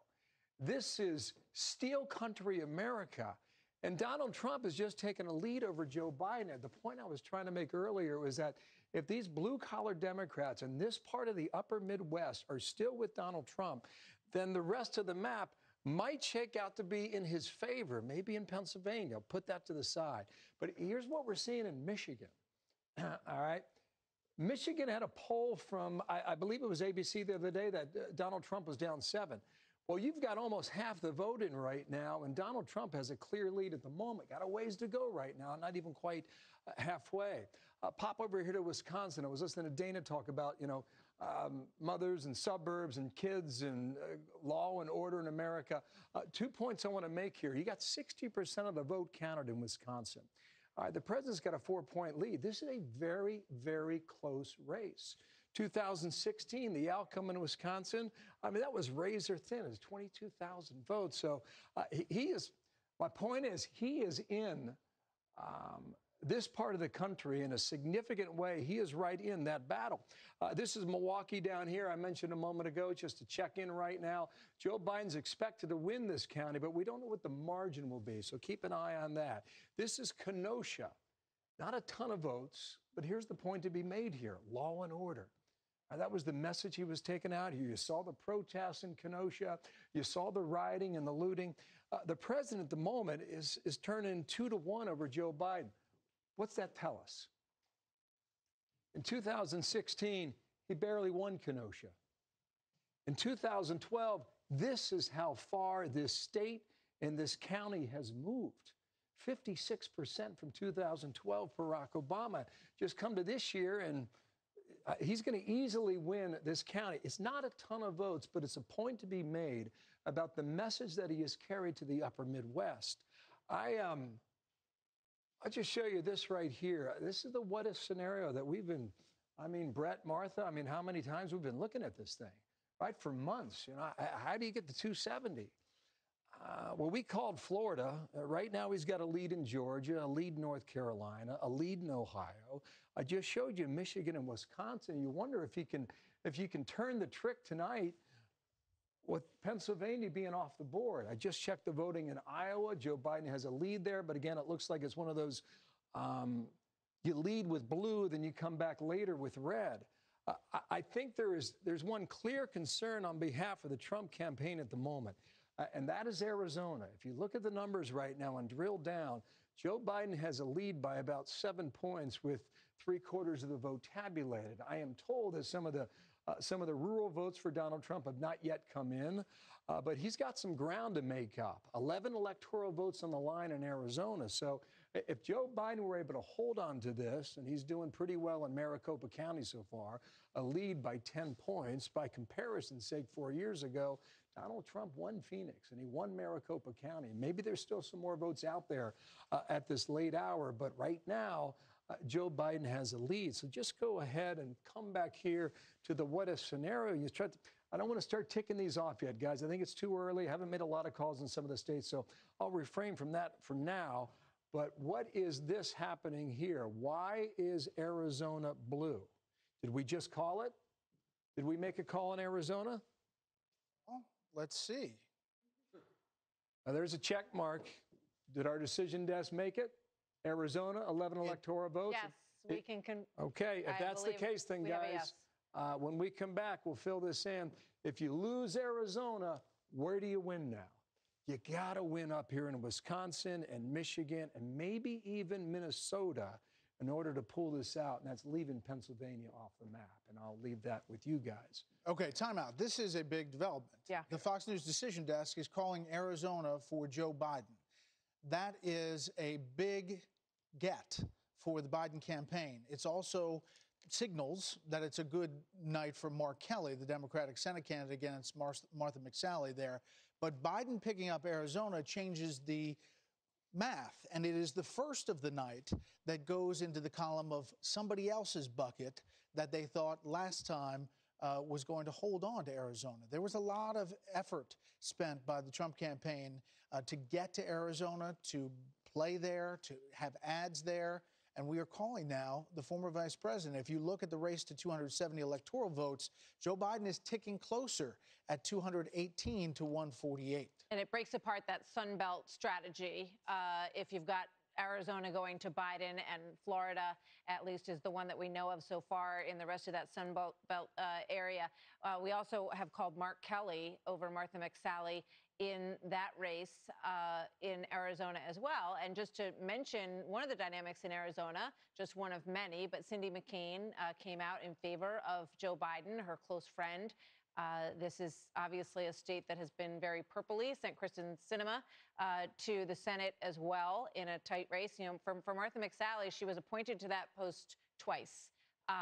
And she has not won an election to be a senator of the United States now. So that is worth mentioning as well. Mark Kelly, the former astronaut, has secured that So again, that is a pickup for the Democrats. We just went to 0. Now it is a net +1. We need to digest Arizona, which is a big deal. Okay, Shannon, thank you. We have another call to make, and that is in the presidential race. The state of New Mexico we can now project will go to former Vice President Joe Biden. So that's 5 electoral votes for Biden. If we look at the race for 270, I think we can get it up here, and that is 223 to 148. New Mexico, not a surprise. Arizona, again, was possibly in the red column. We have a couple other calls to make in the Senate races. Yeah, with John Cornyn in Texas. Let's take a look at that. This is the race. MJ Hagar ran against him, 44% to 53%. At one point, that looked like a close race. I think one of the storylines tonight is about Texas, which we've been told up and down was a possible flip. Kamala Harris was there just a couple of days ago. A lot of sort of excitement around the fact that perhaps Texas was in play.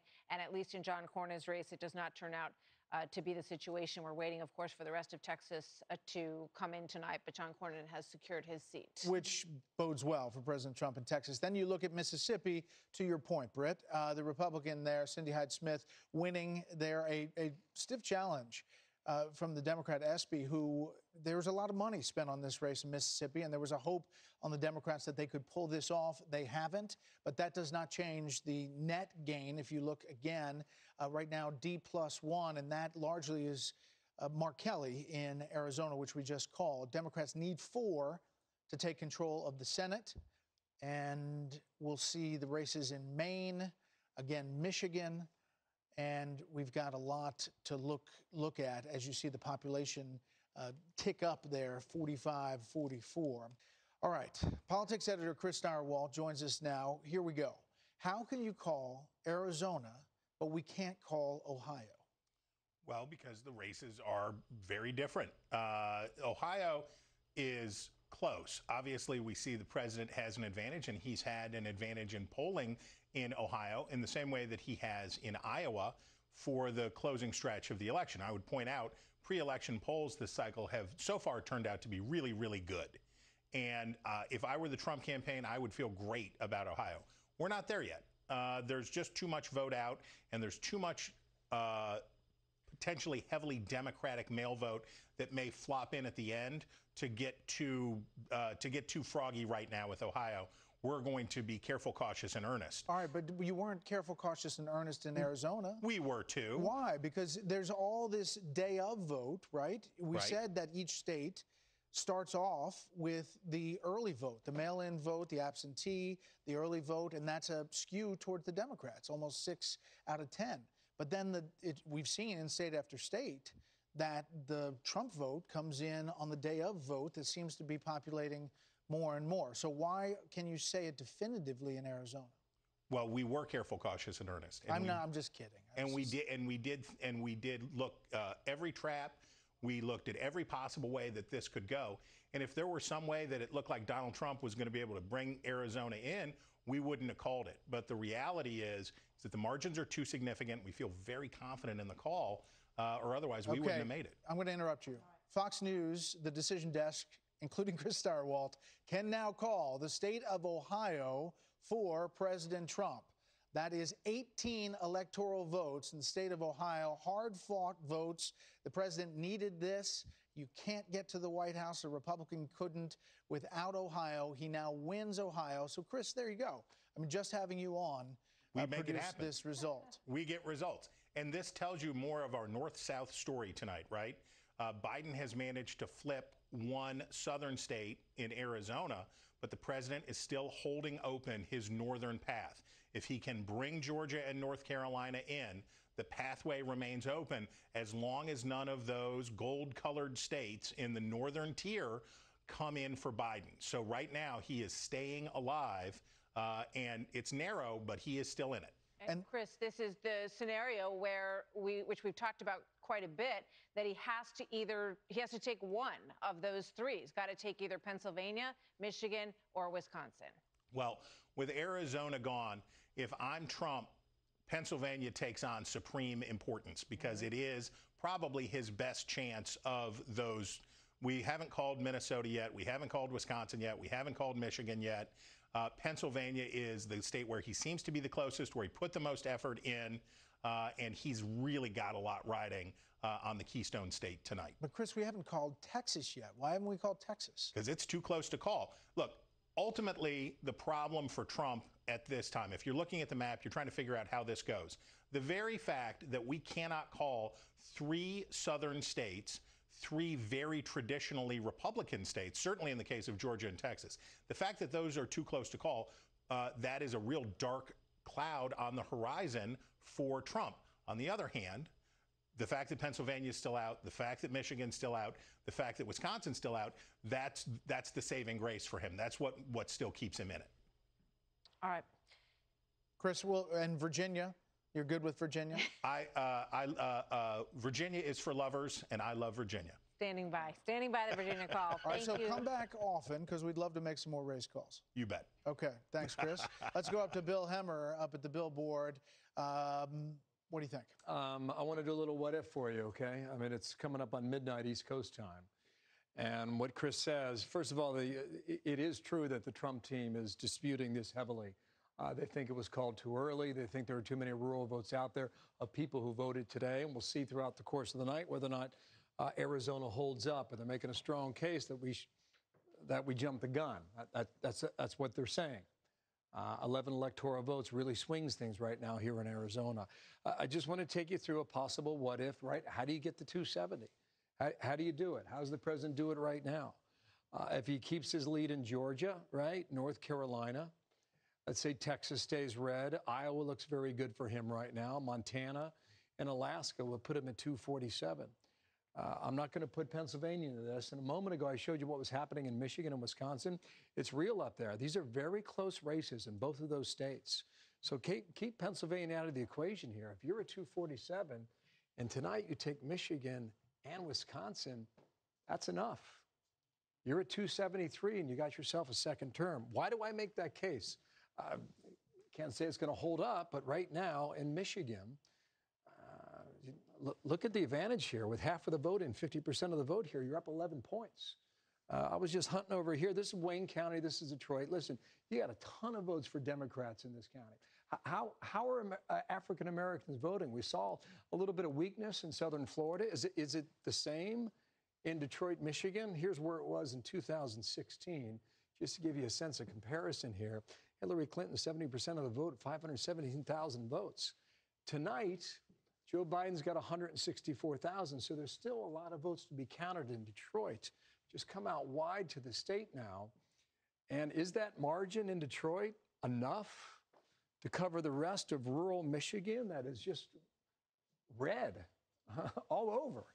Now, I'm going to pop over here to Wisconsin. There was a poll from ABC the other day that had Joe Biden up 17 points in this state. ABC, Washington Post. Well, look where you are right now. It's 71% of the vote. You know, Trump's got a lead here by 4 points. If this holds up, you know, these rural counties that he's been campaigning in so hard for, you know, not just the last couple of weeks, but the last couple of years, frankly. And I showed you the margin from 2016. It was razor tight in Wisconsin. Here it was in the entire state. Hillary Clinton lost by 22,000 votes. It seems yet again 4 years later that we are in the exact same place in Wisconsin. And I would argue in Michigan, we're in the exact same place that we were. That's 2016, right? I mean, how much closer does it get? 10,600 votes in Michigan? And look where we are tonight. In 2020, half the votes in. And again, we'll see how it goes in Detroit and Wayne County down here in southeastern Michigan. But well, here's Kent County. This is Gerald Ford country. He had a big rally there the other day. In fact, at midnight on Monday night, I've got my days right here, my calendar years, during COVID times here in my head. It was midnight last night in Kent County where the president concluded his campaign. It was the same location 4 years prior where he did it as well. And right now, comfortably ahead there. 4 years ago, so he's running ahead right now of his margin from 2016 at 54.5% in Kent County. So, you know, I mean, you think about the rallies on the last day, Traverse City, Michigan, not a ton of votes up there just yet, but, you know, he had a rally there. I just want to refresh my memory here. 47,000 real votes in this county from 2016. In 2020, you're at, 34,000 votes. So it's coming in for Trump right now in this part of Michigan. So he concludes his campaign by up here in Traverse City, pops over here to Wisconsin, to Kenosha, which I showed you a short time ago. I mean, this is just a stunner, the way you can, it's almost as if the people who were living there got up and moved over a period of 8 years, right? 2012, that was the result. This was the state of Wisconsin, and that was the county and the town of Kenosha. In 2020, it's a very, very different story and a whole different makeup now. That we're looking at with his demographic. Last Bill, point, he came back to midnight last night, back and forth over Lake Michigan. Yeah. And just go back to Wayne County in Sure. Michigan there and show us what that looks like at this point. Yep. Joe Biden has about 56% of the vote. Real vote totals now. Trump's at 125,000. Joe Biden's at 164,000. Keep those numbers in your head, and I'll take you back to 2016. Hillary Clinton had 500,000. Donald Trump had about 250,000. So you got a difference there of about 200,000 votes from 4 years ago. So in 2020, here we are. A lot of votes still out there. The margin at the moment, depending on which precincts are reporting, the margin is a lot less in terms of difference between Biden and Trump. So that's Martha, you're right. That is the place to watch in Michigan tonight. And if I can make the case over here in Wisconsin, I'd say that Milwaukee is the place to watch tonight. This is Milwaukee County. African-American vote there is about 37% demographic, I do believe. And Joe Biden has a comfortable lead, about 2-1. And what was 2016 there? In 2016, Hillary Clinton, she's up around 70%. All right, so just do the math, guys. 288,000 raw votes for Clinton, 126,000 for Trump 4 years ago. Just watch it now. Biden's at 128, Trump's at 84. Okay, do the math here. Listen, there's a lot more votes out there, but is the margin enough that will overtake? Yeah, the Trump people are bullish right now. They're bullish on Wisconsin, but we got a big call to make here. We do. Bill.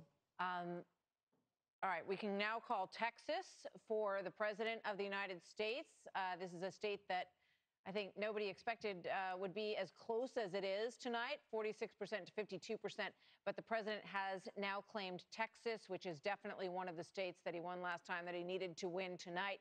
And he has achieved that goal, 38 electoral votes in the state of Texas, despite the fact that Beto O'Rourke and others were very hopeful that the tide was changing in Texas. It has held once again for the Republican president. It is changing. The electorate in Texas is changing. The fact that it was this close and it took us this long to call it. But there you see the race to 270, 223 to 204 now, with the big haul of Texas in President Trump's column. As we head to break here, let's check in on a couple of Senate races. One, Michigan, we just talked about, and we've been mentioning throughout the night, John James against the incumbent Gary Peters. Let's take a look at that board, maybe. We'll get it. And in that race, there you see John James holding a lead now. It's only half of the precincts in. We also want to check one more on the Senate races. Maine, Susan Collins at 52.1, and Sarah Gideon, 41%. Obviously, a lot of money's gone into this race as well. Susan Collins trying very hard to hold on to her seat in Maine. That's a quick look at some of those hot Senate races as we head to a break. We'll be right back. That's right. Okay, well, it's past midnight. We should point that out. And we do have a call there. Hawaii, no surprise, is going to former Vice President Joe Biden. So those electoral votes go into his column. Let's go to Bill Hemmer. Bill, you still up there? Sure am, guys. Okay, how we doing? Let's do a little what if again. Okay. Because we are in the what if territory right now. Yes, we are. All right. You know, I have my board. You have yours. Okay, right on. Let me cue it up. So, all right, go for it. Let's just say, and Martha's in this too. Yeah. Let's just say Georgia, North Carolina, Iowa. Okay, Alaska. Let me follow along with you. Montana. Got it. Right on. Yep. All right. Now, let's not touch Pennsylvania, but let's go out here. And Alaska, Nevada. I've got Alaska, Maine, or Nebraska 2 goes to Biden. Nebraska, Maine congressional district goes to Trump. Okay, now Wisconsin. Yep. And then we go to Minnesota. Maybe. And then maybe not. Then you're at 258. This scenario, either one of those, let's say Republican, Michigan, he wins. Donald Trump wins if he wins 2 of those. Yeah. He also wins if he wins Pennsylvania, if he wins Wisconsin. Yeah. Now I'm splitting the congressional districts, but then it's Pennsylvania and Michigan if he wins Wisconsin. And it's possible that he could win Wisconsin. Yeah. Here's what I did a moment ago. I almost kept up with you. All right. But it's midnight, right? Here's what I did a moment ago. Apologies about my math. I'm doing it on the fly. So I got out the calculator a moment ago. Martha, we were talking about Wayne County. That's Detroit, okay? 300,000 votes back in 2016. separated Hillary Clinton from Donald Trump, 300,000. Tonight in 2020, statewide in Michigan, bear with me now, you have roughly a 300,000 margin in the state of Michigan at the moment. A few of these rural counties, Upper Peninsula, still have not checked in. You got a few down here. Let's just see what these counties did 4 years ago. All right. They're all red. This is red. No, sorry. Berry County. So that was a difference of 10,000 votes from 4 years ago. And as of tonight, Berry County is not checked in yet. All right. So that's an outstanding vote, clearly. It's razor close here. All right. We were talking about Milwaukee County a moment ago. Got out the calculator. Wanted to make sure I could get this thing down here. 2020. All right. Milwaukee County from 2016 now was decided by Hillary Clinton by a margin roughly of 162,000 votes. So come out statewide, 2020, where are we now in the state of Wisconsin? By my math, we're about 124,000 votes that separate Trump and Biden in Wisconsin tonight. I mean, that's not a small margin. No, it could be significant in a massive way. And Brett, you're talking about the pushback. Everybody's getting the pushback on Arizona. I don't know if this is going to change or not. You know, listen, our decision desk went with it. They're telling us there's 1 million votes out there. We'll see if that's the case throughout the night. But to your point about Wisconsin, Bill, you know what's really great about you? Sorry? You produce, you and Styrewall, whenever you're on. Fox News Decision Desk can make a call. And that is Iowa for President Trump. He will win the state of Iowa, the 6 electoral votes in Iowa. That was tight as you got towards Election Day. He will win Iowa, and Joni Ernst is there as well. We haven't made a call in that race yet. I would just point out that it's a 7-point spread, exactly what the Des Moines Register said it would be just a couple of days ago. So once again, there is a pollster out there that is doing a good job tonight. Yeah. I was thinking about that over the weekend, guys, and I remember we were at the Super Bowl in Miami, right, on that Saturday night before the game. The Des Moines Register was coming out with his Iowa caucus poll, and they held it back at 11 o'clock. Remember all that? Sure. Remember, it was the gold standard. It was never released. The next day they played the Super Bowl. The next Monday we're in Iowa. They never give us the results from the caucus because they got the data all confused. The day after that, we're in D.C. for the State of the Union address, and by then America had moved on to New Hampshire, the primary. We forgot all about Iowa. I thought that poll on Saturday night, a 7-point advantage for Donald Trump, a 4-point advantage for Joni Ernst, was substantial. Ann Seltzer wants to get it right. And I know she was very embarrassed by the poll in early February, and I bet they worked very hard to make sure that they were spot on. And tonight, at the moment, it's exactly what they said, 7 points in Iowa. Can we just get a look at the Joni Ernst, Teresa Greenfield board there, guys? See what I can do here for you. I think we've got a race board here, a Joni Ernst race board of Look the at Senate. this. There we go. You got it? 6 points at the moment. 92% of the votes been counted. See that, guy? Republicans are feeling confident about that race. If she holds on, that's a big, big get, and one of the vulnerable senators that will get by. Just watching this here, if you guys want to hang with me a moment, Wayne County, not a ton of movement right here. So in Detroit, so, well, okay, you guys ready for this? I mean, I just showed you from 2016 the counties in Michigan that were still outstanding. One was blue.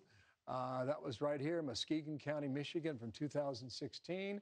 In 2020, this just clocked in. Trump with a 4,000 real vote lead along Lake Michigan. Listen, right? There you go. Right, Keep talking. There's that Senate race. Keep talking. Magic. If we talk about it, we're able to call it. So that's Joni Ernst over 51%. Teresa Greenfield gave her a good run for her money. That was a very tight race. And Joni Ernst has secured her spot in the United States Senate and her seat for the Republicans. Well, let's look at the to hold on to the majority. The net gain, the 53-47 we started with. The Senate board now with that win. That's a hold, obviously. So Republicans holding that seat, and it's still a net gain of 1 for Democrats if you put Mark Kelly out there in Arizona. I'll let you do the Senate in a moment. I just want to point this out, guys. It's pretty obvious to me what's happening in Michigan. I mean, this is something you really have to follow closely. I don't know what happens in Detroit overnight tonight into the day tomorrow, but this was a county that the president won 4 years ago. These counties all up here too. They were all red, okay, exception here, and now they're filling in. Well, we have some grays still, but at the moment, he's in this thing in Michigan in a big way, and we can't ignore it. You know, 10,600 votes from 2016 seems to be razor tight again this year. Mm-hmm. Okay, we do have another call to make, and that is a major call to announce the Fox News Decision Desk can now project that former Vice President Joe Biden will defeat President Trump in the key battleground state of Minnesota. There was some hope in the Trump campaign that they could pull out Minnesota. It was very close last time around in 2016, but the Decision Desk now calling Minnesota for Joe Biden. Yeah, that was one that Amy Klobuchar has obviously spoken a lot about, very near and dear to her heart, her home state. She said that she felt very confident that Minnesota would stay in the blue column, and indeed it has. So these are the numbers that we're at right now. 237 now on the path to 270 for Joe Biden, and the president is at 210 at this point, with a lot of states out there still to call. Okay, let's bring in Arnon Mishkin, director of the Fox News Decision Desk. Arnon, we're getting a lot of incoming here, and we need you to answer some questions. Arizona, are you 100% sure of that call and when you made it, and why did you make it? Absolutely. We made it after basically a half hour of debating, is it time yet? Because it's been clear for a while that the former vice president is in the lead in Arizona and was most likely to win the state. It has been in the category that we call knowable but not callable for about an hour. We finally called it. Right now, yes, there are some outstanding votes in Arizona. Most of them are coming from Maricopa, where Biden is currently in a very strong position, and many of them are mail-in votes, where we know from our Fox News voter analysis Biden has an advantage. We don't know exactly how many mail-in votes there are, but what I think we've heard from the White House is that they are expecting to get that they need just to get 61% of the outstanding vote, and there are 870,000 outstanding votes, and they'll be getting that. That's not true. The reality is that they're likely to get only about 44% of the outstanding votes that are there. We're right now sitting on a race that is Biden at 53%, Trump at 46%. I'm sorry, the president is not going to be able to take over and win enough votes to eliminate that 7-point lead that the former vice president has. Yeah, they have said that they believe that he will get 65% of the outstanding votes, which they claim are at 1 million to 1.1 million. You're saying that the universe of votes that's still out there is much lower than that? We think the universe of votes is outstanding is lower than that, and we believe that, I'm sorry, he's not getting anywhere near 65% of that. And that's why we made this call. I mean, this is a call that's sitting in our statistical models at sort of at a T-stat of 4 or more in all the different ways we... Well, speaking in English, what does that mean? Sorry, that means we're 4 standard deviations from being wrong. And I'm sorry, we're not wrong in this particular case. Okay, well, let's bounce around just a little bit, Arnon, since we have you here. Let's go to North Carolina. We're looking live in Wilmington, Delaware, waiting on the motorcade and the former vice president to say something, as Chris was talking about there. But let's talk about North Carolina and where we are. It seems like this is a very tight race. Where are you seeing that? It is a tight race. The president seems to have an advantage in North Carolina. About a half hour ago, it looked like he had even greater advantage. The question in North Carolina that we have is how much vote is really outstanding? How much of that vote is mail-in versus election day? Because the interesting thing about this election is it's not just about figuring out how much Joe Biden is getting and how much Donald Trump is getting. It's also about how people are voting, because what we've seen today is that the people who voted by mail or voted early by a huge number tended to be Democratic. The people who voted on election day tended to be Republican. North Carolina is one of those states where they count the early vote first to a certain extent, and they count a bunch of it late. But right now we're sitting at something where the president has an advantage in the state, but it's not yet at a callable advantage, and that's why we haven't called it. All right, while we have you, let's take a look at Georgia as well, Arnon. Let's put that up on the screen. What are you seeing in Georgia? It looks like the president has a very solid lead with 83% of the vote in. Is this Georgia is one of those states that's close, and there's a debate going on. And really, is there any path for Joe Biden to get the lead in Georgia? And so far, we do not. It's not clear there is a path. It's a state that could easily fall into the president's camp shortly. Are you a T3 there, or?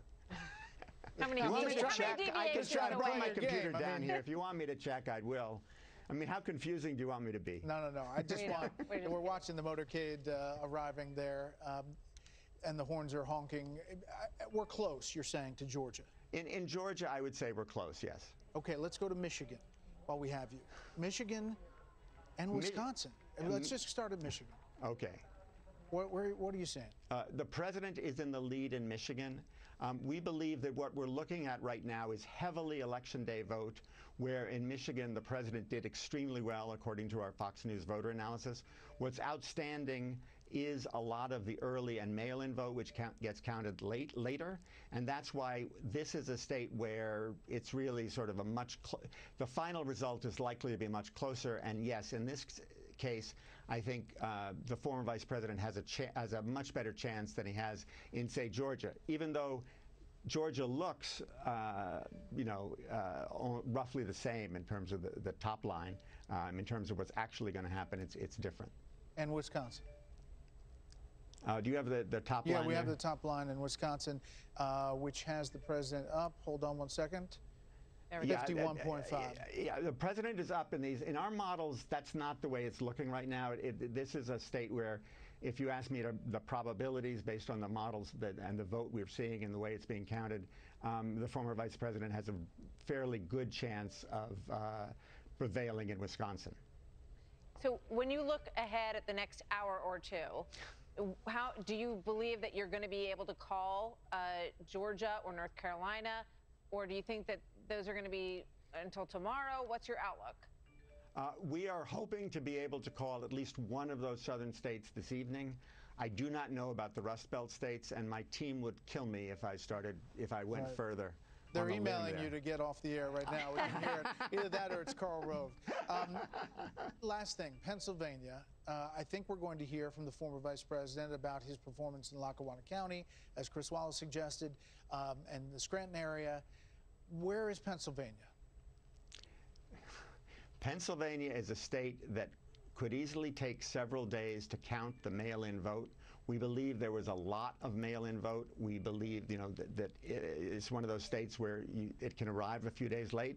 So far, according to the decisions, but it's possible that this is a state where you need to do two things. One, you need to get all the decision teams to agree who has won the state, you need to get the arithmetic right. But the second is that this is a state that could easily fall into serious litigation. But this is also a state where, this is one of those states where we knew from the get-go, and we talked about it at the 5 earlier today, that this was a state where we anticipated that the election day vote would be reported very early. We anticipated a solid Trump lead in the early votes, and we suggested don't pay that much attention to the raw vote initially, because that could change. The same thing was true in the South, but on the reverse, where we said don't pay attention to the likelihood of a blue mirage, or that Joe Biden would be doing really well in many of the southern states, including Florida, frankly North Carolina, Georgia, and so far Florida obviously fell to the president. But the path to 270, when you look at it for President Trump and you look at it for former Vice President Biden? The path to 270 for the president is to make sure he wins Georgia and North Carolina, the outstanding ones in the South, and then that he gets probably Pennsylvania and Montana. And I believe then he gets over 270. Or he gets barely, and then he probably also will need to win either Wisconsin or Michigan. That's the path. The path for Joe Biden is win Nevada, win Wisconsin, win Michigan, and I think and win either Nebraska too, which is still outstanding, and where Biden currently has a lead, or win Maine 2, which is also outstanding, but where currently Trump has a lead. Can we finish where we started on Arizona? Yeah. You're 100% sure? Yes.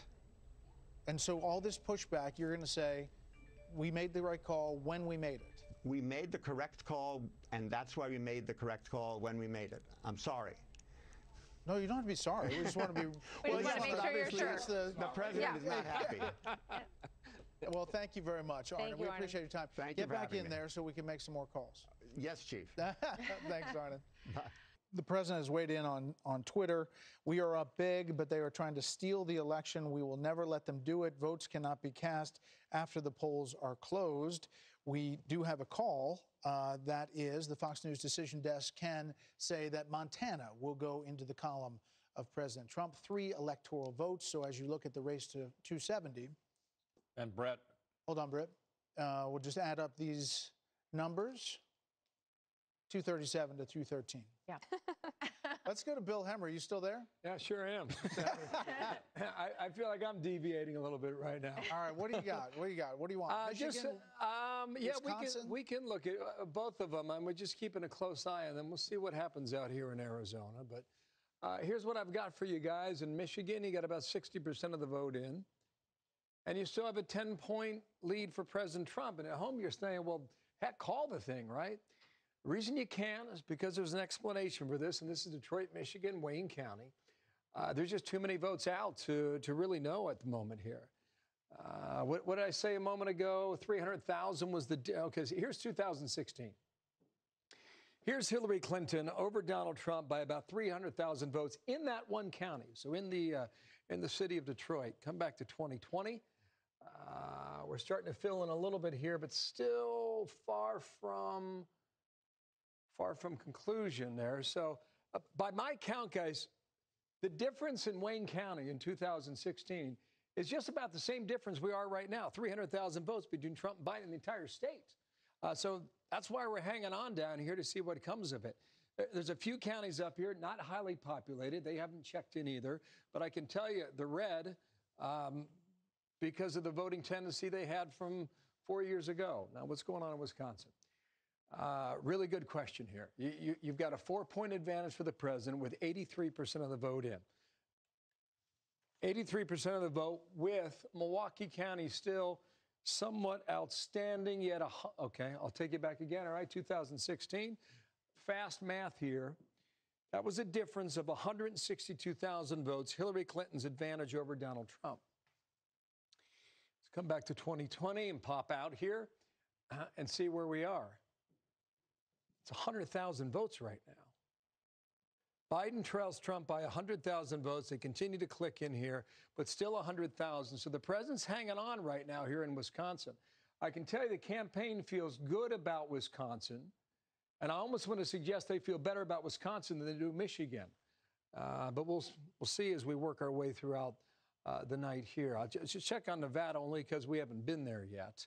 A few precincts were extended, so the results of the vote in Nevada had been delayed a little bit. So these are just numbers that are trickling right now. 6 electoral votes in Nevada, and we'll see which way that breaks. So, look, 270 is the game.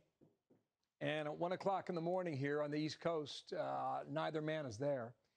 And I would expect the president to come out and make a strong argument out of Arizona. The campaign's saying they got more than 1 million votes that are outstanding. That might be the case.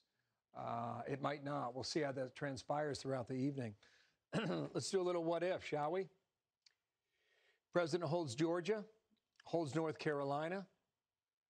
Joe Biden, say he picks up Nevada. Seem to be about 2 or 3 points pre-election day. He's at 243. Leave Pennsylvania out of it.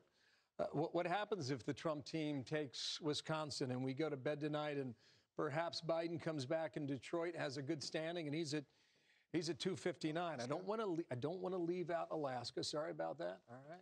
Love Alaska. Love Denali National Park. All that stuff. So we could, and then you've got the 2 congressional districts. That's correct. And it's kind of a push here. If you go Maine to Trump and you go Nebraska to Biden, you go, I don't know, no one's sleeping. So I was about to say, as we go to bed tonight, but we're not doing that. It's 260, 258. You know, Pennsylvania hangs out there. Just for kicks here, let's take Michigan away and give the Trump. He's got it. Yeah. If we were to give Biden Wisconsin, that pulls him back again from that 270 threshold, which puts the focus again on the Keystone State. Can we pull up the Michigan, we're talking about Michigan, the Senate race there, Sure John can. James and Gary Peters. I think we have a race board here, or you have one. There we go. Yeah, pretty commanding. It looks a little bit like President Trump, but a few more raw votes, about 330,000 advantage in the raw votes right now between Peters and James. I see that on the screen right now also. Could I go back to Pennsylvania while we have the time? Do we? Sure. Okay. All right. So here's Pennsylvania. Go right ahead. Thank you. I mean, yeah. Well, I thought you were going to take a commercial. Kidding. Here's 68% in Pennsylvania, right? So Biden just mentioned Allegheny County, which is Pittsburgh. I find this a bit remarkable. About 155,000 raw votes and 71,900 for Trump. In 2016, 363 for Hillary Clinton, 257 for Trump. So he lost the county, lost the city of Pittsburgh by about 110,000 votes, roughly. So in 2020, sorry guys, let me just get the right dial up here. There's a difference of about roughly 80,000 votes, but there's more votes outstanding in Pittsburgh.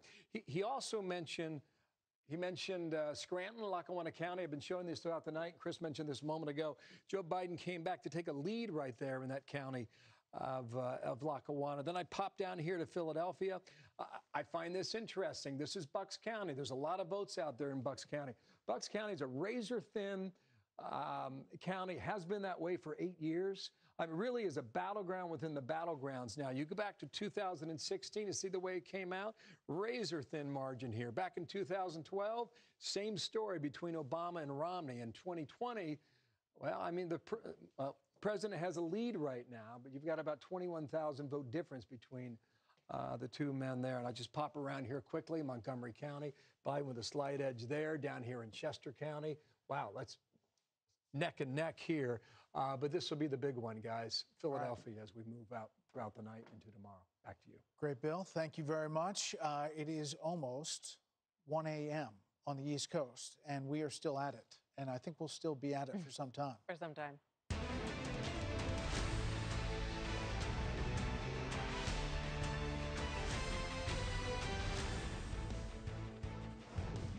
All right, let's reset the night, and here's what we know at this hour in the race to 270.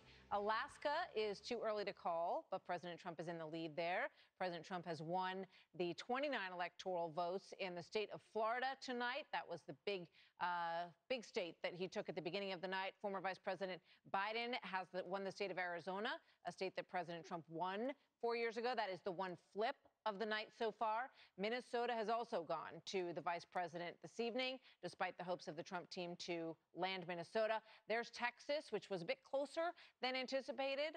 The Biden campaign thought they might have a shot there, but that has gone clearly to President Trump. He will also take the states of, as I said, of Texas and Iowa also tonight by a very decent margin.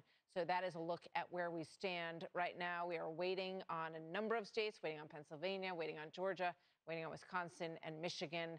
And of course, this is, we have a ways to go. North Carolina, North Carolina is still out there as well. As you look at the race to 270, 237 to 213, they are still standing alongside that map, ready to pounce on to be the winners. John Roberts is standing by with the Trump campaign reaction. The president says, John, that he's going to speak tonight, and obviously we've seen the tweets already. Yeah, he is. He tweeted just a short time ago. He says, I'll be making a statement tonight, a big win, to which Joe Biden responded, it's not my place or President Trump's place to declare a winner. It is the voters' place to do that. The president also tweeting something that already Twitter has slapped a disclaimer on.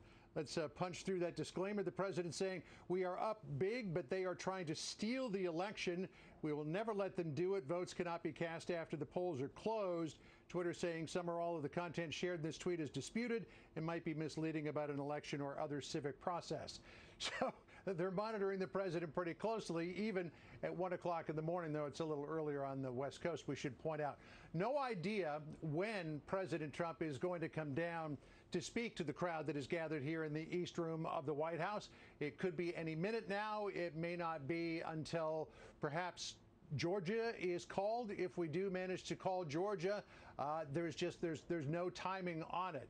Again, though Arnold Michigan came down and stood 100% behind the call for Arizona, the Trump campaign still disputing it, insisting that the votes are out there to potentially put President Trump over the top. And if they're not there, they just believe that it was too early to say that the votes aren't there. But then when you get to the other states, obviously they're feeling very good about the wins that they had in the state of Ohio. They love the fact that they won Iowa again. Some of that might have had to do with the sort of relationship effect of Biden's comments about the oil industry and fracking, because don't forget, for just about every gallon of gas that is produced in this country, there is 10% of that goes into it, made out of corn from Iowa, Nebraska, and other places like that, in the form of ethanol. So what happens to Pennsylvania in terms of fracking, or what happens in Texas in terms of fracking, or Eastern Ohio, also affects Iowa, because they put out a product that is included in just about every gallon of gasoline. The Trump campaign obviously very happy with the results in Florida as well.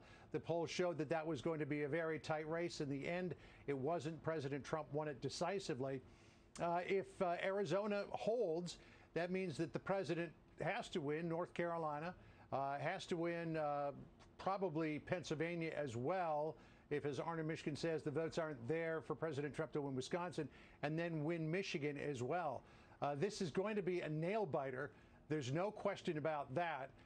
President Trump obviously is pretty anxious about what the outcome will be, though I think he feels pretty good about the fact that he made all of those campaign stops and held all of those rallies in the closing 3 days of the election, many of them in the state of Michigan. They like the way that the results are coming in Kent County, which includes Grand Rapids, and they're hoping that the lead that they see right now, which is a substantial lead in Michigan, will not wither away too much as some of the other results come in. And President Trump, if he prevails in North Carolina, Pennsylvania, and Michigan, as Bill has been telling us, would have enough to put him over the top with about 274 electoral votes. So that would be a big comeback for the president in terms of what the polls were showing going into tonight. Brett and Martha? Well, completely. And, you know, John, really quickly, the president said on the trail that if Pennsylvania looked like it was not going to keep counting, or looked like it was not going to be finished tonight, that he was going to send in a ton of lawyers. Where are they on that tonight? They have not made a determination as to what to do just yet. I think they're waiting to see a little more of how the results play out before they pull the trigger on that. Don't forget the area around Pennsylvania, all of those counties, they're still very slow in getting the returns in. And I think they want to have an overall look at the picture. If the president does come out with a substantial margin in his favor by the time all of that comes in, the idea of a potential challenge to the remaining votes may not be necessary. But if it looks like it's getting pretty close, then I think it's probably pretty close to a certainty that they will start a legal challenge. And don't forget, all of those votes that come in after 8 o'clock in Pennsylvania, even though they will be counted, they will also be segregated from the other mail-in votes, so that those could be challenged as a whole in court. At the moment, I think the jury's still out as to whether or not they do that. They want to wait a little longer and see what happens. Okay, John Roberts, live on the North Lawn of the White House. John, thank you. Let's take a quick look, if we could pull up the board for Maine. Susan Collins was in a very tight race. She seems to have pulled ahead in Maine this evening. She's at 50.4%, if we could pull that race board up there. And Sarah Gideon is at 43% in that race. But Sarah Gideon has come out and made a statement saying that she believes that there's no way that they're going to know what the results are this evening, even though that race looks like it has been, like, she's pulled away by a fairly decent margin there. So it's just another one of the Senate races that we're keeping a close eye on. But I think just given the environment right now, there's going to be a lot of push for people to say, well, we obviously won't know the answer to this until tomorrow. Right, count every vote. Let's go to North Carolina, that Senate race. Both Collins and Thom Tillis are feeling good, and the Republicans are feeling good. The National Republican Senatorial Committee is saying This one is cooked, but it hasn't been called yet by us. I don't think it's been called by others, or as the former vice president said, another network. We have a call to make here. The Fox News Decision Desk now can call that former Vice President Joe Biden will win the Nebraska 2nd District. That, again, is one of two states, Nebraska and Maine, that pulls out the one district, so one electoral vote. President Trump winning the rest of the votes in Nebraska, but one electoral vote will go to Joe Biden. Maine, that district has not been called yet, but we were told by Arne Michigan that President Trump is up in Maine. That's one electoral vote, but guess what? It all adds up. One could make a difference. So let's bring in Darren Shaw, part of our decision desk, Republican pollster. Darren, let's just bounce around. First of all, let's start where we did with Arnon. He said he was 100%, and all you guys were on board with Arizona when you called it, how you called it. Just reliving that. Well, you know, I appreciate Arnon's effort to get T statistic trending on Twitter. The reality is that the estimates we've heard from the White House, and we have heard them, is that you know, the president needs to get about 61% out of the remaining vote. We think that's right. That estimate is actually pretty consistent with what we're seeing. However, our estimates are that he's on line to get about 44-45% out of the remaining vote, which leaves him well short of what he needs. And so when Arnon talks about 100% confidence, you know, I think our standard is a 1 in 400 probability that the call will be wrong. And we've actually raised that in this instance to, I think, about 1 in 1,200. All right, so where are you on Georgia? I mean, if we were close on Georgia, it seems like it would be T something by now. Well, I'll you know, sort of spare you all, even though we're in the witching hour of the T statistic. But right now, the president's in pretty good shape in Georgia, but there's a big chunk of vote outstanding in Atlanta and in suburban Atlanta, in the counties sort of surrounding Atlanta proper. And our estimates are that it's going to narrow. And we've had some experience on the decision team with late vote coming in from these areas in Georgia. So we think it's going to tighten. You know, if you had to put money on it, I think the president probably retains an edge in Georgia, but we're not comfortable right now. You know, if Arnon's talking about 100% certainty, we're not near that right now. So unfortunately, I know everybody wants resolution, but I think we're going to be waiting a while on Georgia. Overnight? It's possible. You know, you never know. One of the interesting things tonight, Brett and Martha, is that the pattern of counting has really changed. It influences what your viewers are seeing. It influences what we're seeing from the decision desk point of view.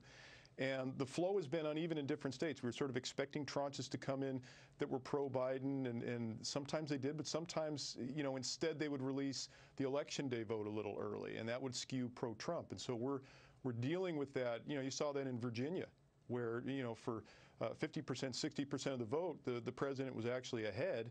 And then in the end, it went the way we thought it would. But we're dealing with that situation now in Wisconsin and in Michigan, where the early vote has been pretty much the president's vote. We expect Biden's vote to come in. The question is it enough to make up, you know, the deficit that Biden faces right now? Let's talk about North Carolina and also Michigan. Pulling up North Carolina first, and then we'll go to Michigan. Arnon, your thoughts on that and when you might be able to call North Carolina? Yeah, in Carolina, you know, the president retains a slight lead. You know, we're adhering to our not only, you know, traditional standards about levels of certainty, but we're also, you know, keyed in on things like, you know, there's no automatic recount. But, you know, there are provisions for recount. There are provisional ballots that are sort of in play. And so there's both the raw number, and then, you know, when the raw number separating the candidates isn't very great, all these other factors come in. So we're being pretty conservative with respect to those calls. The president's position in North Carolina is pretty strong right now, but we're not comfortable calling it. And the other state I believe you asked about was Wisconsin? Michigan. Michigan. Michigan, again, we expect a lot of the vote to be outstanding. You know, and in fact, they've sort of let us know that it probably won't be until around noon on Wednesday until they hit, you know, a very considerable portion of the vote. There's not going to be that much outstanding. We're not sure when they get to that point tomorrow morning that there's going to be enough difference separating the candidates that we're even comfortable calling it then. You know, Trump has been surprisingly strong in these upper Midwest states. And that's, you know, that's evident in the votes that you guys are looking at right now. Mm-hmm. We expect the mail-in votes and the votes that are counted after the fact, the ballots that are opened that were mailed in a few days ago or a few weeks ago to skew heavily Biden. So the question is it enough? And we're not sure we're going to have enough difference, enough daylight between the candidates to make a call, not only tonight, but maybe even into tomorrow. And So wait a second. Now you're saying Georgia is probably not tonight. Michigan is probably not tonight. Wisconsin's not tonight? I think there's a good chance that that's where we're sitting. And Pennsylvania is not tonight. Pennsylvania is strongly signaled, both before and then during the counting, that they're not going to have enough of the vote counted so that we can accurately classify what's going on there. And North Carolina is not tonight? North Carolina's counted a lot of their vote. It's possible we'll make a call on North Carolina tonight. I should not say tonight. I should say this morning. This morning. Yeah, no, that's good. And actually, I should be careful because this morning runs all the way up till noon tomorrow. So, noon today, sorry. Right, but I mean, you guys are in touch with these folks about their counting. Yeah. It's possible that we're looking at 5 states. It's possible. I think that's right. And you recall also that Nevada is still out there, and they've only begun to count. Nevada tends to count their vote pretty quickly, but yes, that's the situation we're in. And remember, this is a function of, in some ways, the pandemic and the adjustments in the voting rules and regulations that have occurred in light of the pandemic. A bulked up mail-in program means that, these election administrators are, by state law, in many instances not able to count these until Election Day or sometimes beyond as mail-in ballots come into their possession. So that's all factoring in. Close elections, right, plus significant mail-in votes and slightly different election laws create the potential for this. And we thought this might be the case, and in fact, I think it's playing out right in front of our eyes. Is there anything that has surprised you so far tonight, Darren? Well, it's interesting. We were discussing this in the decision room. I mean, it looked like heading into this night that the president needed to run the table in 5 or 6 states where he was kind of trailing a little bit in the polls, right? So, you're, Florida, North Carolina, Georgia, Texas, et cetera, right? Ohio, et cetera, the states we've been talking about. And he's managed to hold most of those. We think he's not going to win in Arizona. And he may hold on in Georgia, but those states are sort of out there. If he loses those states, he's in a tough position. Pennsylvania obviously continues to be decisive. I think Georgia still surprises me a little bit, given what else has happened, that Georgia is still a possibility for Biden. And Arizona basically ended up exactly where it was polling. So, those states, I think, could be the president's undoing ultimately. But as you said, we got a long way to go. And I still think Pennsylvania, in a lot of ways, is going to settle this thing. Because both of them could get over the hump, you're saying, with Pennsylvania. Yeah, there's a hackneyed phrase, right? You're saying there's a chance. Yeah. Well, I think for both candidates, yeah, we're saying there's a chance. Well, Darren Shaw, we appreciate your time. Usually every time somebody comes to the decision desk, you guys have a call. So get back in there. Yeah, hopefully they've called it by the time I get back there. Yeah. Thanks a lot for the time. Thank you, Darren. We love digesting all of those numbers. We're all going to become experts on all of these decisions in the days to come. Let's go to Bill Hemmer, who I believe is still up there. Yes, still am. Yeah, I think Carl's with us too, by the way. And Carl as well. Thank you. Yes, we are socially distanced, right, from a couple 100 miles. Carl, I want you to come in this conversation here, and let's talk about Michigan, okay? I've been looking at Detroit and Wayne County. These numbers really haven't moved for a couple of hours, and I don't know how they do. Is it about 70,000 votes separate the two? Statewide, if you look at the balance here, you're about 300,000 difference, okay? Well, Wayne County from 4 years ago was exactly that. It was about 300,000 difference. If you were to examine this now, Carl, and just do the math with these Upper Peninsula counties just chipping in here, they went red. Does it appear that Trump has an edge in Michigan at the moment? What do you see inside the numbers? Then I'll move you to Wisconsin. Yes, I do. But the question is, how much is out in Wayne County, the city of Detroit, and how much is out in the UP?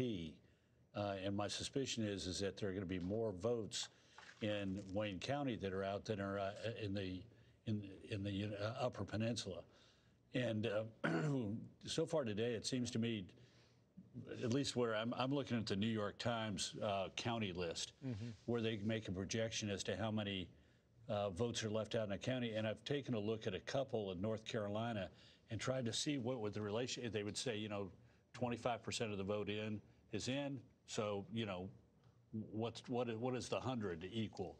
And it's pretty good, but it's not reliable. But so there's got to be a big difference between Detroit.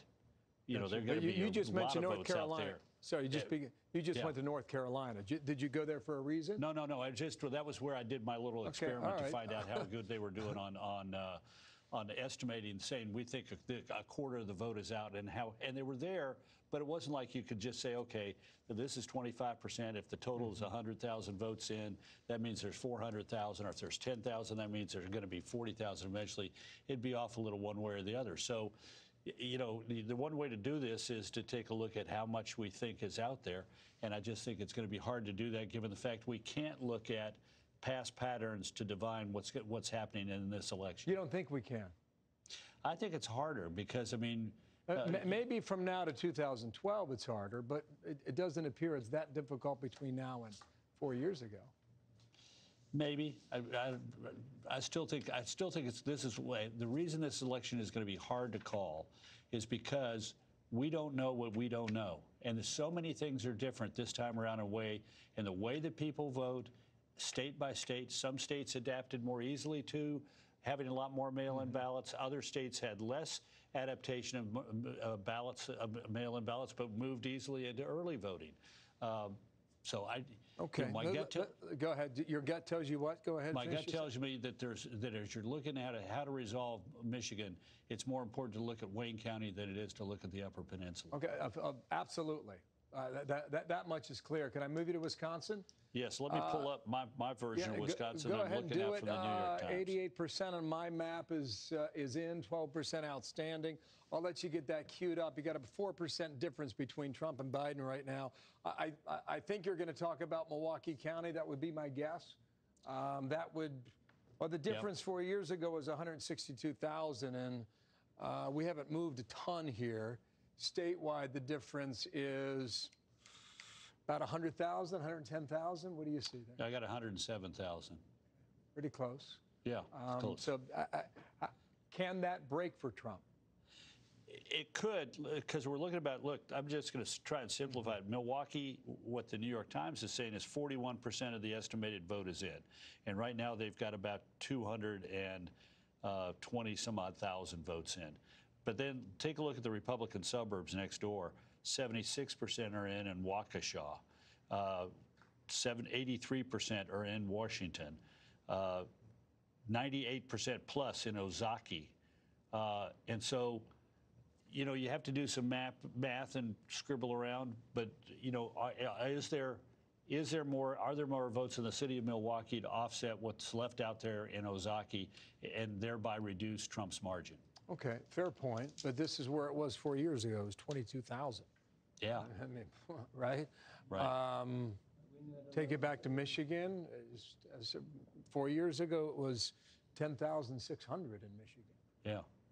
Well, here we're trying to figure out what's left out there, and what's the predominant color. It's what we've got 10 guys sitting there, and 10 guys and gals sitting there in Nerdville, doing right now that we're just talking about what they're doing. They're still awake. Yeah. But look, my gut tells me that this is why this thing is going to have another couple of twists and turns. We mentioned Georgia. You've got all that, the mostly black inner city suburbs of Atlanta that are still out, more heavily out than the rest of the state. Milwaukee's got a higher percentage of its vote left out than rural Wisconsin. The city of Detroit, the Wayne County, and some of the suburban counties have a lot more vote out than the Upper Peninsula or rural northern Michigan. We're just looking at DeKalb here, right? I mean, they said they had a bit of a problem counting. It looks like they're counting pretty much right now at the moment here.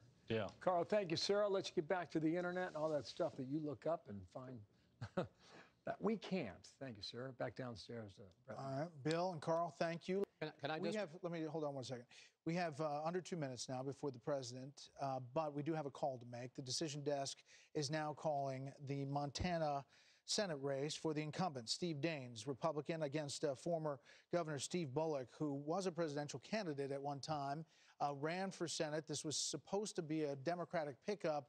This is a big hold for Republicans, and you see the 46-47. It's only Democrats +1. Remember, they have to have net +4 to take over control. We're getting to the point, if you look to Michigan, if you look to Purdue and Georgia, if he stays over 50%, that we may, this morning, be able to say that Republicans are going to hold on to control in the U.S. Senate. I was just going to say, if you want a pretty good idea what the president's going to say, I just got a fundraising appeal from the Trump-Pence campaign breaking Democrats' plan to steal the election. We're emailing you now to ask for you to step up one last time and defend the president. The Democrats will steal the election. We can't let them get away with it. So we are in full-scale 2000 litigation, and they're raising money to begin a legal effort to stop vote counting in various places and to say that the Democrats are stealing the election. But now let's listen in to the President of the United States in the East Room of the White House, coming to speak to the American people.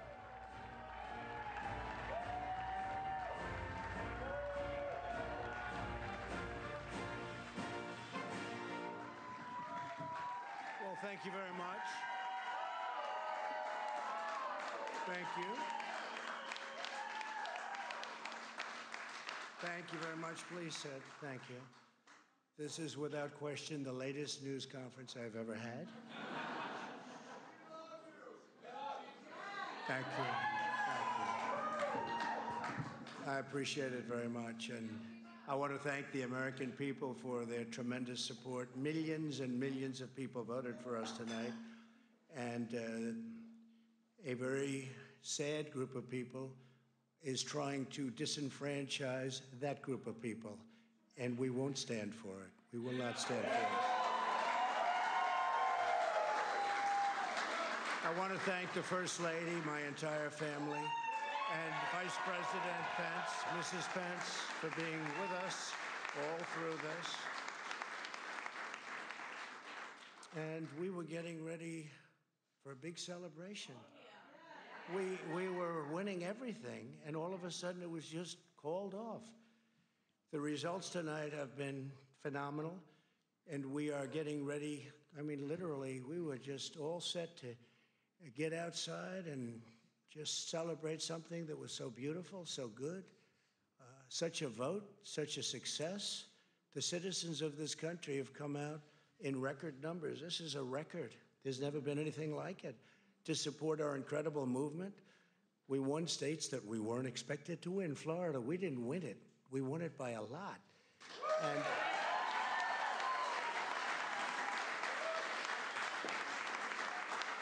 we won the great state of Ohio. We won Texas. We won Texas. We won Texas by 700,000 votes, and they don't even include it in the tabulations. It's also clear that we have won Georgia. We're up by 2.5% or 117,000 votes with only 7% left. They're never going to catch us. They can't catch us. Likewise, we've clearly won North Carolina,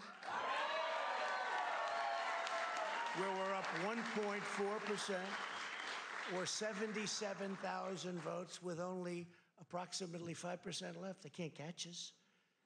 We also, if you look and you see, Arizona, we have a lot of life in that. And somebody declared that it was a victory for, and maybe it will be. I mean, that's possible. But certainly there were a lot of votes out there that we could get because we're now just coming into what they call Trump territory. I don't know what you call it, but these were friendly Trump voters. And that could be overturned. The gentleman that called it, I watched tonight, he said, well, we think it's fairly unlikely that he could catch. Well, fairly unlikely. And we don't even need it. We don't need that. That was just a state that if we would have gotten it, it would have been nice, Arizona. But there's a possibility, maybe even a good possibility. In fact, Since I saw that originally, it's been changed, and the numbers have substantially come down just in a small amount of votes. So we want that, obviously, to stay in play. But most importantly, we're winning Pennsylvania by a tremendous amount of votes.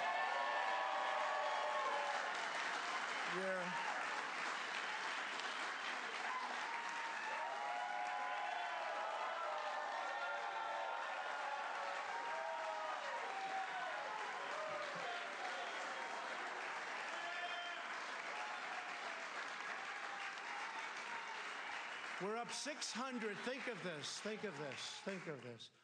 We're up 690,000 votes in Pennsylvania. 690,000.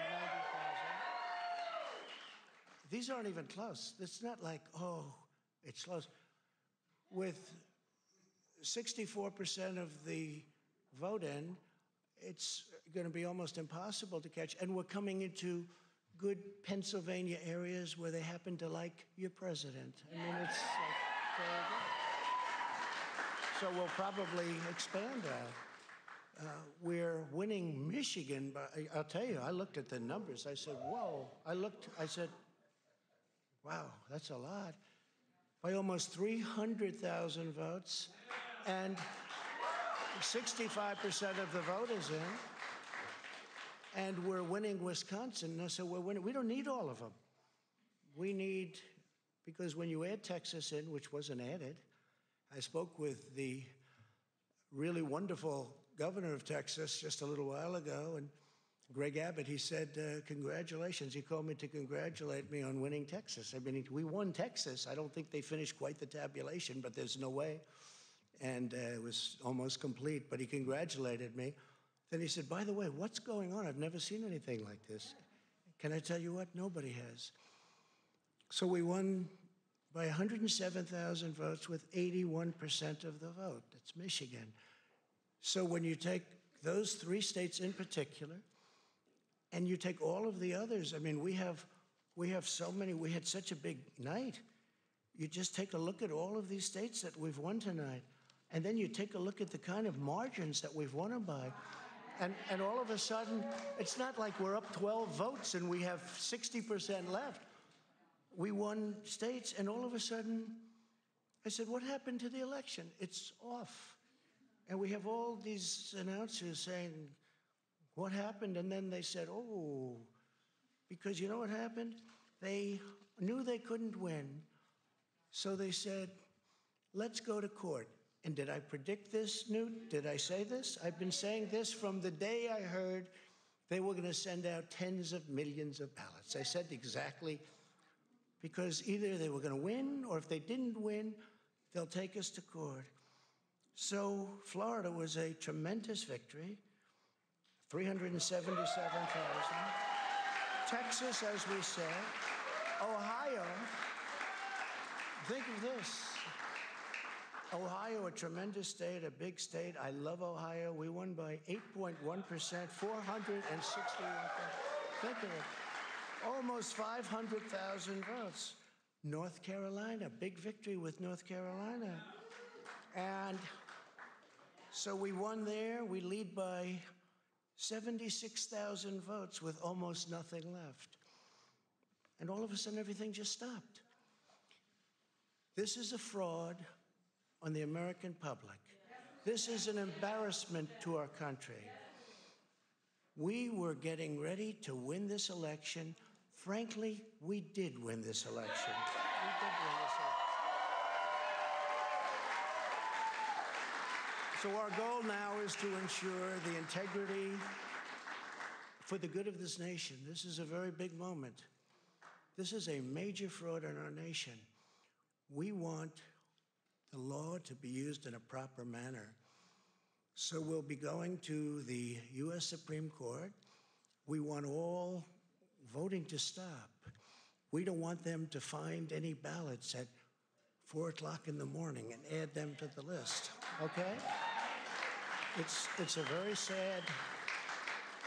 sad moment. To me, this is a very sad moment, and we will win this, and as far as I'm concerned, we already have won it. So I just want to thank you, and I want to thank all of our support. I want to thank all of the people that worked with us. And Mr. Vice President, say a few words, please. Please.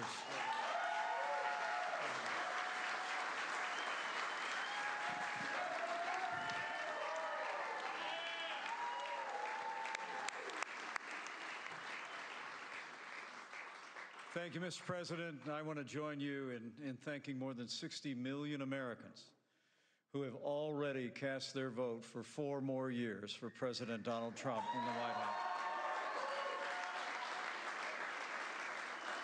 And while the votes continue to be counted, we're going to remain vigilant, as the President said. The right to vote has been at the center of our democracy since the founding of this nation, and we're going to protect the integrity of the vote. But I really believe with all of my heart, with the extraordinary margins, Mr. President, that you've inspired in the states that you just described, and the way that you launched this movement across the country to make America great again, I truly do believe, as you do, that we are on the road to victory and we will make America great again. Thank you, Mr. President. Thank you very much, everybody.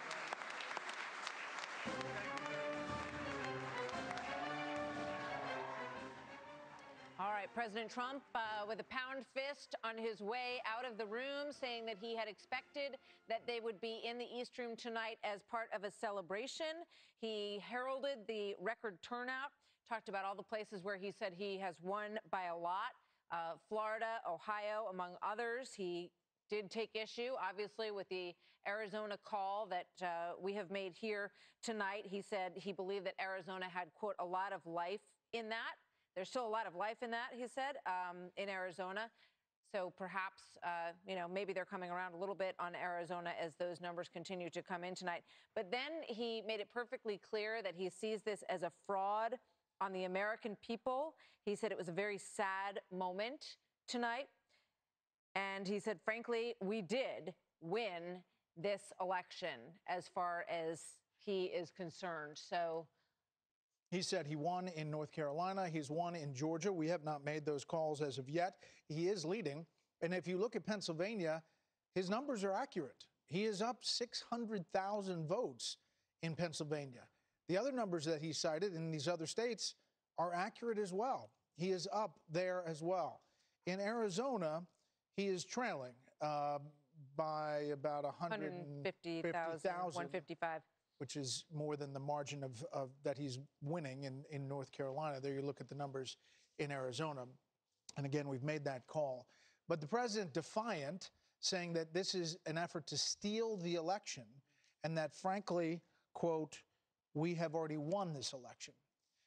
Vice President Pence was a little bit more retrospect in how he said it. The counting continues, he said, and will continue to make America great again. Chris Wallace. And he also said we're on the road to victory, not that we've won. Mike Pence did. This is an extremely flammable situation, and the president just threw a match into it. He hasn't won these states. Nobody is saying he's won the states. The states haven't said that he's won. This goes right back to what Joe Biden said, which is the president doesn't get to say that he's won states. The American people get to say it, and the state officials get to declare it.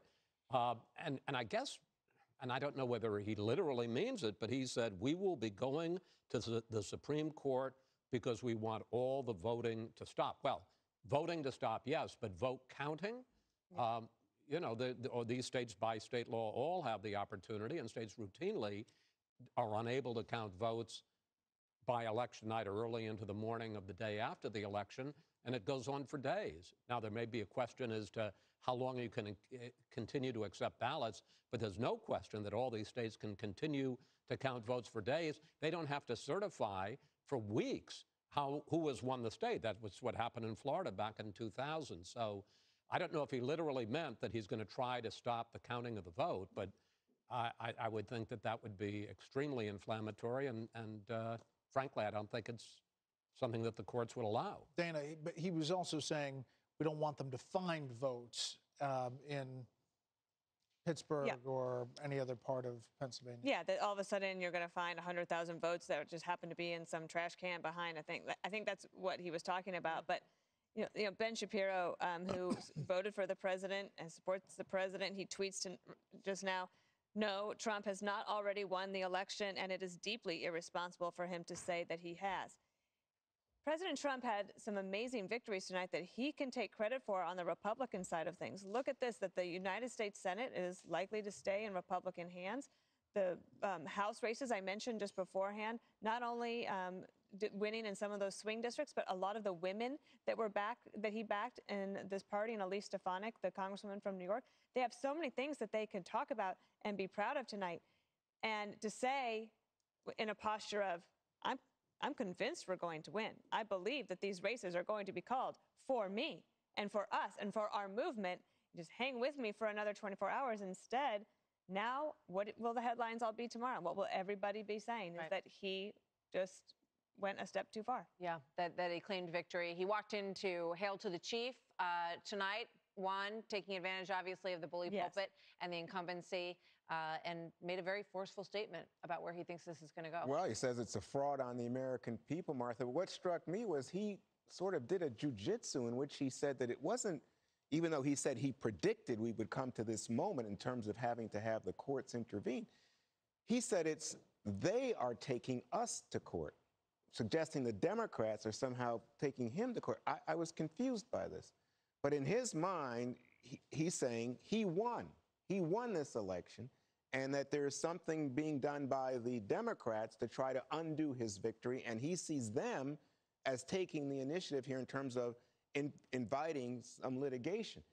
But to my mind, the idea that he would say that, you know what, he wants the voting stopped, I just don't understand it, and I think it's, you know, I think it's beyond the pale there. Well, again, first of all, let's welcome Shannon Bream, playing Good the role morning.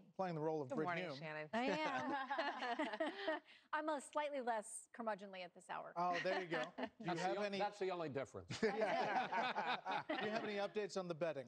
No, I'm just kidding. I feel like, do I need to pick up that part of the conversation? That's my part. Now we are in legalese now. We are going down a legal road. We prepared for this as you were getting ready for the Justice Barrett hearings, that could be a possibility, and now it really does seem like it is. Yeah, especially if we're talking about Pennsylvania. There's been so much focus, and you guys had the legal experts on, Professor Turley and Andy McCarthy, talking about this earlier, that the Supreme Court did punt on a couple of cases that people now have been saying, if they don't make this decision, it is going to come back to them, and there's now a very good possibility that happens.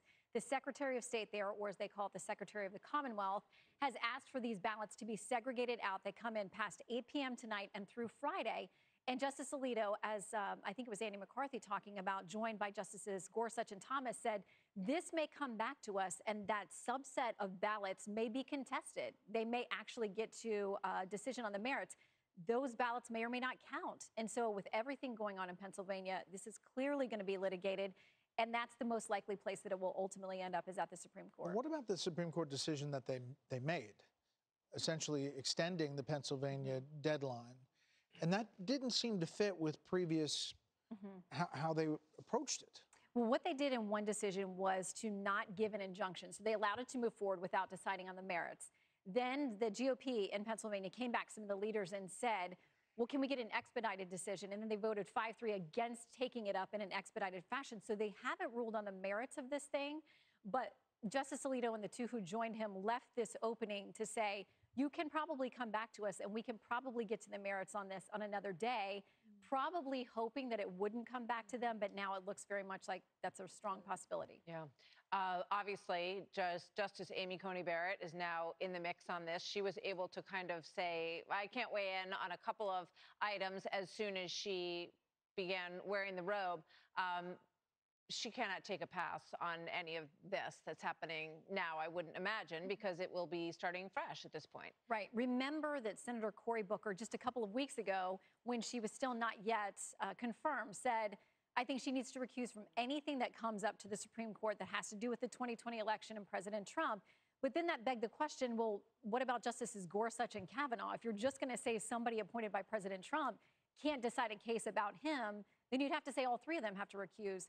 The Supreme Court Code of Ethics is set so that only a justice can recuse themselves. No one can force them to.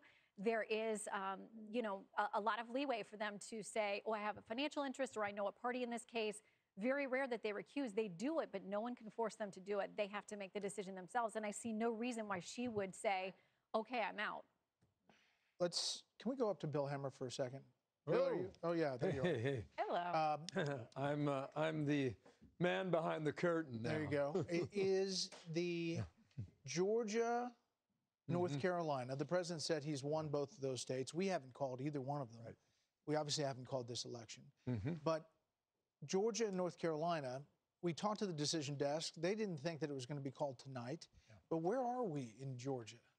Georgia at the moment, 93% of the ballots are in. The president holds on to about a 3-point lead in Georgia at the moment.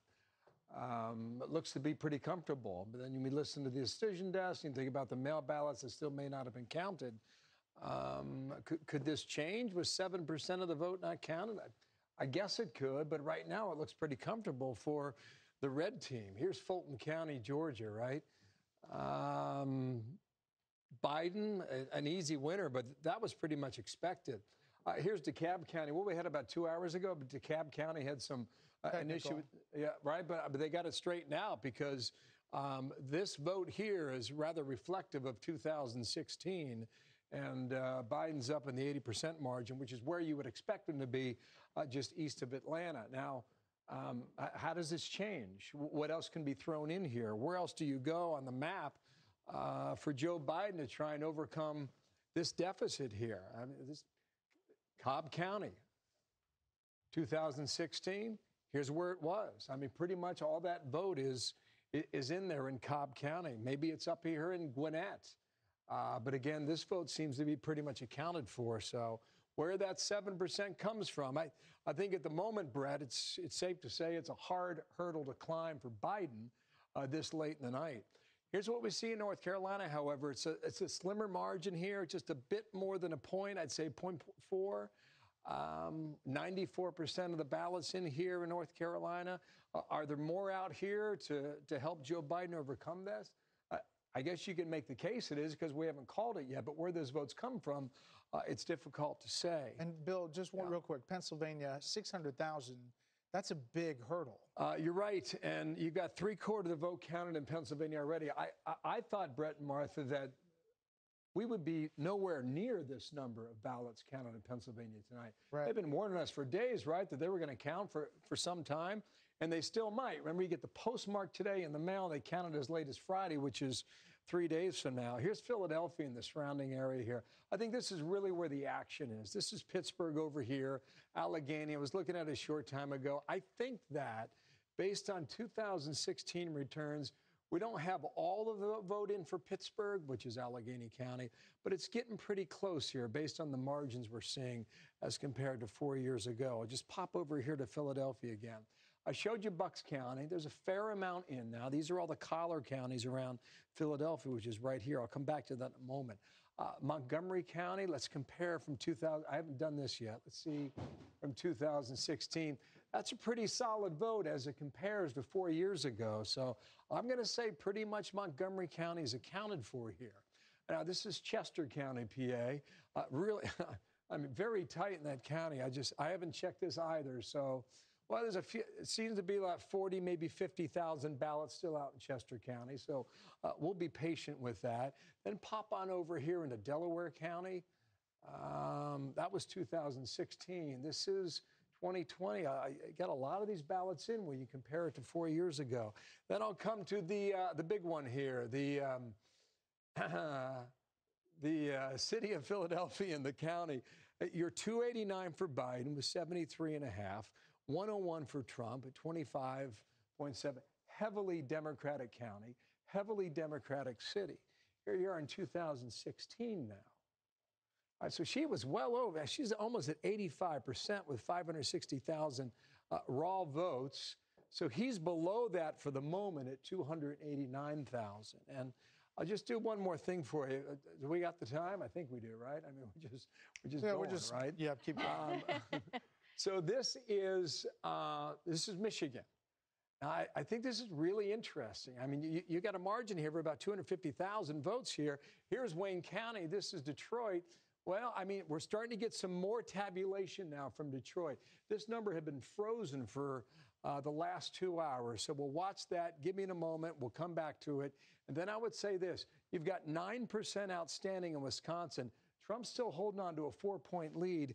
Milwaukee County is the coin of the realm here. And I'll just check in on this. These numbers have not changed very much for several hours. So this is what you want to watch now in Milwaukee County to figure out which way Wisconsin's going to go, guys. 2:30 in the morning. Back to you, Dan. That is 2:45, great. but who's counting? 2:45. We've got a lot more to talk about, believe it or not. We do.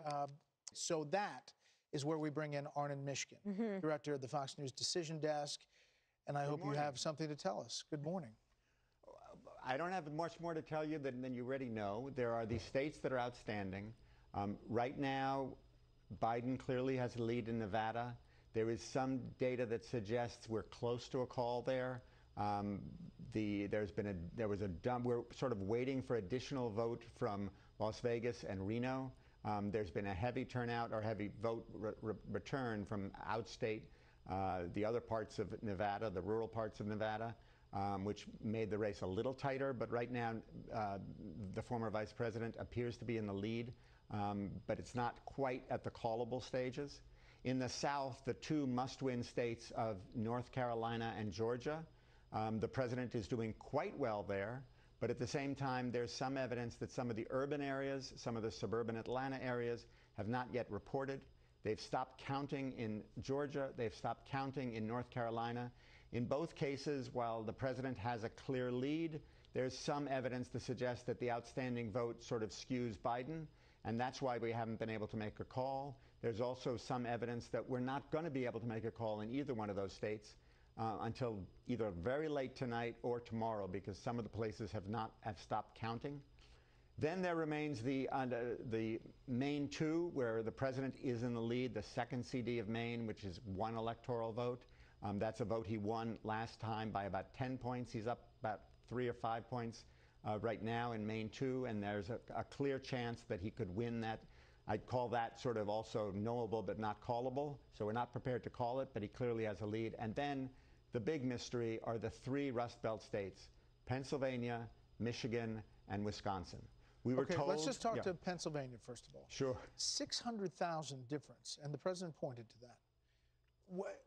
And it's 75% in? Something to that effect? Roughly. That's based on an estimate of what the total vote was today. 76% of precincts in, total, or percentage of the precincts in. 600,000, that's a big spread. That is a huge spread. Here's the real weird thing that's gone on today, okay? Democrats have voted early or by mail. Republicans have voted in person on Election Day. And the skew is huge. If you know, national numbers from our Fox News voter analysis says that roughly that Biden won the early and Election Day, early and mail-in vote by 25 points, and that Trump won the Election Day vote by 25 points. And this is true across the nation. I mean, even a state like Alabama, which was clearly a red state, Mississippi, clearly a red state, we knew the president was going to win. If you just looked at the early and mail-in vote, Biden was ahead in those counts. And similarly, in all these 3 Rust Belt states, but including in Pennsylvania, when you see such a strong lead for the president, it's not an indication necessarily that he's going to win this state. So wait, does Pennsylvania count their absentee and mail-in vote later? Yes. The way Pennsylvania does, they don't start counting or processing the absentee and mail-in vote until Election Day. In many of these southern states, they started processing them several days ago. So they can make up 600,000? It is theoretically possible, yes, because there's such a huge skew. It is theoretically possible, depending on how much vote is out there, and that's why we're not yet comfortable saying that the president would win Pennsylvania, and why we think we just have to wait and see. I think that, you guys are a lot better at judging what the courts are going to say about which of these votes can count, but under the existing rules of Pennsylvania and under the law, the court decisions that have happened in the past few days prior to the election, the ballots that have arrived or that will arrive in a few days, if they're postmarked, are valid ballots and should be counted. So in Pennsylvania, you also have 7 counties, I believe, that said that they wouldn't be able to begin counting the mail-in ballots until today, right? That Yes. they were going to do all of the all of the election day of ballots first. Do you see, are those the counties where we're seeing? Those are, yes, that's why we're not calling this fairly large Trump lead for the president, because we think the reason it's such a large lead is because we haven't gotten the results from that those mail-in ballots and the early voting, and that's the stuff that we think is where Biden is going to do well. And so, if the courts have said those votes will count, we have to take them into account when we make our call. All right, let's turn to Michigan. Was worried. You were worried about Michigan? No, that you would. That we're going to keep going and keep you here all morning? It's okay. We are. Michigan. Now, this is, again, a pretty big spread, 73% in. What's happening there? Michigan is another state where we're waiting on the election, the early and mail-in vote.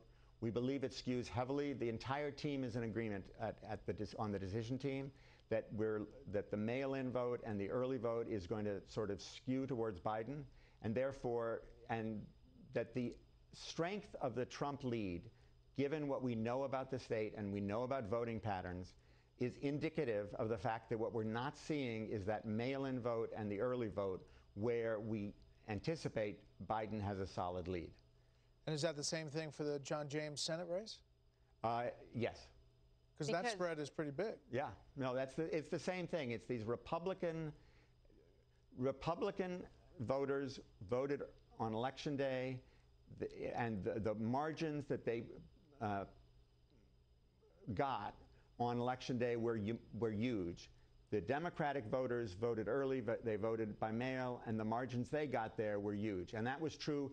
It didn't matter what kind of state. That was true. I mean, I think the only state where in the nation where Trump didn't win the Election Day vote was such a blue state as New York. So in every other places, the Democrats were voting early or by mail, and that's why you have such a bizarre night where you're sort of looking at strong Trump leads, and you have my team and the entire decision team saying, not so fast. So with Michigan and Wisconsin, do you have a time frame based on their counting rules and laws for when you should have a good sense? Or by noon tomorrow? Is that possibly by noon tomorrow, but more likely it's going to take a number of days, particularly in Michigan. In Wisconsin, we were told, it's why I was slightly delayed, but the team was told before that we were going to hear from the Milwaukee, that they were going to do a huge dump of vote from Milwaukee at 3 a.m. Eastern time. They've now pushed it back to 5 a.m. So that pushes my bedtime back, but also, and the entire team's bedtime back. But it means that we may find out something at 5 in the morning, but we may not. Don't tell Dana Perino. But why does it take so long, Arnon? I mean, you've got 70% of the vote in some of these cases, and they've been counting, all of these ballots all day long. Why does it take so long? An election today, right? I mean, they knew it was coming. They knew it was coming. I think nobody anticipated the humongous turnout we've seen today, and that's true from urban areas that are strongly Biden to rural areas that are strongly Trump. Turnout has truly gone through the roof. So there what do are you many think the more overall number is going to be? I believe we may overshoot the 160 million that we thought before in terms of total ballots cast today, or total ballots cast in this election. They've been cast over the past month.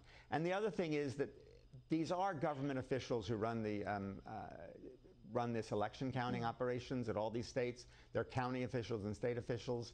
And I don't think they were not anticipating the huge turnout today, but more important, in many of these states, particularly in these Rust Belt states, they're new to the early vote game. The southern states, and you saw it, Florida, Texas, were able to do the count fairly rapidly and fairly efficiently, and they got an outcome. They were able to count sufficient numbers of the early vote and mail-in vote, that we were able to make a call in both those states. And we anticipate a call pretty quickly, but the outcome may be a little tighter than what we're seeing in either North Carolina or Georgia. The northern Rust Belt states did not anticipate the switch due to the pandemic, the switch to people having a huge preference for to vote by mail or vote early, and they have, did not adapt. We saw what happened in the primaries in New York and Pennsylvania, where they took sometimes weeks to count all the ballots. Well, they need to get their act together, because they should have anticipated it, because we've been hearing about this colossal turnout, and we are all very familiar with the virus situation. So it feels like, they should have been ready for enormous numbers of people to mail them in, because we've been talking about it for a long time. Yeah. But that's not your deal. Do you feel under We don't attack? blame you personally, Ernest. Do you feel under attack? No, Are you I okay? don't feel under attack at all. And none of my team feels under attack. Okay. And the AP we love you guys. confirmed your It's just we have Arizona to call. ask the questions. Let me just make clear. You're saying that some states, including Pennsylvania, Michigan, do the in-person on the day counting first, and then do the Democrat-leaning mail-in ballot second. Yes. But other states, like Florida, dump the mail-in ballot that's already been counted that day first, and then it skews heavily Democratic, and then they count the in-person, so then it catches up on the Republican side. Precisely. I just want to be clear for And everybody at Florida home. started counting ballots 2 weeks ago. Exactly. And that's why, in these states that Trump won, early in the night we saw solid Biden leads, but we said that's what is, I guess, the term of art is blue mirage. And we may be seeing a red mirage. We may be seeing a Trump victory in these northern Rust Belt states. We don't know. We don't know. We do know that in the next 6 hours, we are not going to be able to call this race for presidency of the United States. True? I think that's true, yes.